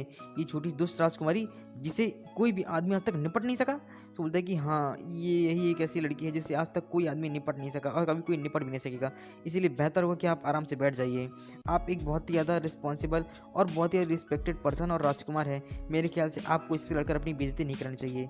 आपको इससे लड़ने की ज़रूरत ही नहीं है। सो वो बोलता है कि क्या? क्या तुम्हें ऐसा समझ में आता है? सो बोलता है कि हाँ। सो बोलता है सेवंथ प्रिंस कि सच कहा, ताको भी यही भोगना चाहिए। उसी पर ये छोड़ देता हूँ मैं, ज़्यादा बेहतर रहेगा। मेरे लिए ही बेहतर होगा कि मैं यहाँ से चुपचाप चला जाऊँ। मुझे देखना है कि वो किस तरीके से मरता है और उसे मैं टुकड़े-टुकड़े में काट डालूँगा अगर मुझे दोबारा दिखाई दिया तो। सो हमारा एमसी उसके बोलता है कि अच्छा ठीक है, तो आप बैठ जाइए। सो बोलता है कि अच्छा भाई तुम्हारा नाम क्या है? सो बोलता है कि अच्छा मेरा नाम? वो मेरा नाम है वो जिसे आप बेकार, नाकारा, एटीन्थ गॉड और बोल रहे थे ना कि सामने दिख गया तो मैं मार काट के बराबर कर डालूँगा। जी, मैं वही नाचीज़ हूँ। आप मेरे ही बारे में बात कर रहे हैं। ये सुनने के बाद वो बोलता है कि व्हाट? तुरंत पीछे होता है और बोलता है कि किंचू तुम्हारी हिम्मत कैसे हुई? तुम मुझ में जानबूझकर बातचीत बढ़ा रहे थे ताकि तुम मुझ पे पीछे से हमला कर सको? तुम्हारी इतनी हिम्मत? लेकिन वो भूल गया था कि वो जिससे बच रहा है उस डीमन लड़की से यानी कि बाई से, वो उसके एकदम 3 मीटर की दूरी पर ही खड़ी है मात्र। अभी उससे बच रहा था लेकिन अभी उससे एकदम पीछे ही खड़ा हुआ है। वो बोलता है कि हाँ, मैंने इसे देख लिया और पहचान लिया, अब तो मेरा कुछ नहीं बिगाड़ सकते। तभी वो अपने पीछे से कुछ निकालने लग जाती है और तड़ाक से एक पीछे से मारती है उसके और बोलती है कि यू बास्टर्ड, और इतना तेज से मारती है कि वो प्रिंस के फुल का निकल जाता है और वहीं पे बेहोश हो जाता है और बोलती है भाई कि तुम्हारी इतनी बेवकूफ़ भरी हरकत को देखकर मुझे नहीं लगता कि तुम्हें पीछे से हमला करने की ज़रूरत है। तुम जैसी आधी बुद्धि और इतनी कम बुद्धि वाले इंसान को पीछे से मारने की क्या ज़रूरत है? बेवकूफ़, तुम्हें इतना भी नहीं पता कि तुम मेरे सामने आकर खड़े हो गए? उसकी बहुत बुरी हालत हो जाती है एंड यहाँ पर वो बेहोश ही हो जाता है। फिर हमें दिखाया जाता है कि तीन की तरफ बैठे हुए होते हैं और यहाँ पे वो बड़ी मुश्किल से आके खोल रहा होता है सेवंथ प्रिंस और बोल रहा होता है कि ये सब कुछ क्या हो रहा है। सो हमारे एमसी बोलता है कि अरे सेवंथ प्रिंस आप जाग गए? अच्छा अगर आप जाग गए हैं तो ये लीजिए, एक कप चाय पी लीजिए लीजिए। तो वो तुरंत हाथ पटकता है और बोलता है कि किंचू मुझे बहुत गुस्सा आ रहा है, चलो चलकर एक लड़ाई लड़ते हैं, फिर देखते हैं कि आखिर कौन जीत सकता है और कौन ताकतवर है। तो हमारा एमसी बोलते हैं कि अरे सेवंथ प्रिंस आप भी ना, हाल ही में अभी आप इतना लड़े हुए, इतना मार खाए हैं उस लड़की से, शर्म नहीं आती एक लड़की से हारते हुए? अच्छा होगा कि आप शांति से बैठ गए। वैसे भी हिंसा से कोई हल नहीं निकलता है, क्यों ना हम बैठकर बात कर लें? वैसे भी हम दोनों मार खाए हुए हैं उस लड़की से, तो हम पहले उससे बचने का सोचें। तो तुरंत हाथ हटाता है और बोलता है कि मैं तुम्हें काट डालूंगा, मैं तुम्हें मारना चाहता हूँ बहुत ही बुरे तरीके से। हमारा एमसी एकदम हैरान हो जाता है लेकिन तभी वहाँ पर आ जाती है वहाँ पर डीमन बाई, जो कि अपना हथियार लिए हुए होती है। बहुत ही कमाल का हथियार होता है उसका, जिसे देखने के बाद दोनों की फट जाती है बिकॉज उससे लड़ने की हिम्मत इस दुनिया में किसी मर्द के पास नहीं है। सो वो छोड़ देता है उसे और बोलता है कि मेरे ख्याल से मुझे शांति से बैठ जाना चाहिए और मुझे प्यास भी लगी हुई है, चलो। सो बोलता है कि हमारा एमसी की ओके ठीक है। सो सेवंथ प्रिंस बोलता है कि किंशु हमारे बीच बातचीत करने लायक कुछ भी नहीं है, मुझे नहीं लगता कि हम बातचीत भी कर भी सकते हैं। तुम्हें याद है पिछली बार तुमने मेरे लिए उस मूर्ति को भेजा हुआ था और वो मूर्ति इतनी खराब थी कुछ कहने को नहीं, वो मूर्ति फट गई और उसे 3 राजकुमार और 2 राजकुमारियाँ घायल हो गई हैं।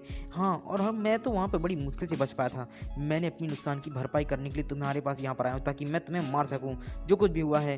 तो बोलता है कि सेवंथ प्रिंस देखिए, हम इस मामले से निपटने के लिए कोई ना कोई प्लान सोच रहे हैं और सोच भी सकते हैं, लेकिन फिलहाल इस बारे में हम बाद में बात करें, फिर बहुत ही ग्रैंड होने वाली है। तो मेरे ख्याल से हमें डोंगियों पर होने वाली उस सेरेमनी के बारे में बात कर लेनी चाहिए। यहाँ पे वो सेवंथ प्रिंस बोलता है ऑफ कोर्स मैं डोंगियों की सेरेमनी के बारे में जानता हूँ, तुम्हें इस बारे में मुझे बताने की ज़रूरत नहीं है, लेकिन तुम इस बारे में अच्छी तरीके से कैसे जानते हो कि फ्रैंकशाइन का समारोह का नाम बदलकर डोंगियो समारोह रखा गया है और इसकी वैल्यू बढ़ाई गई है? आखिर कैसे बढ़ाई जा सकती है ये भी मुझे पता चला है। और हाँ, हाल ही में दरअसल ये मुझे अपने डैड से गलती से पता चला था, जो वो बात कर रहे थे ना तो मैंने बस सुन लिया था। यहाँ हमारा एमसी गुस्से में कप रखता है और बोलता है कि इससे ये समझ में आता है कि तुम्हें सब कुछ पहले से ही पता है। तो मेरे ख्याल से लगता है कि मैं बिल्कुल सही हूँ और बहुत खुश होकर वहाँ से भागने लग जाता है।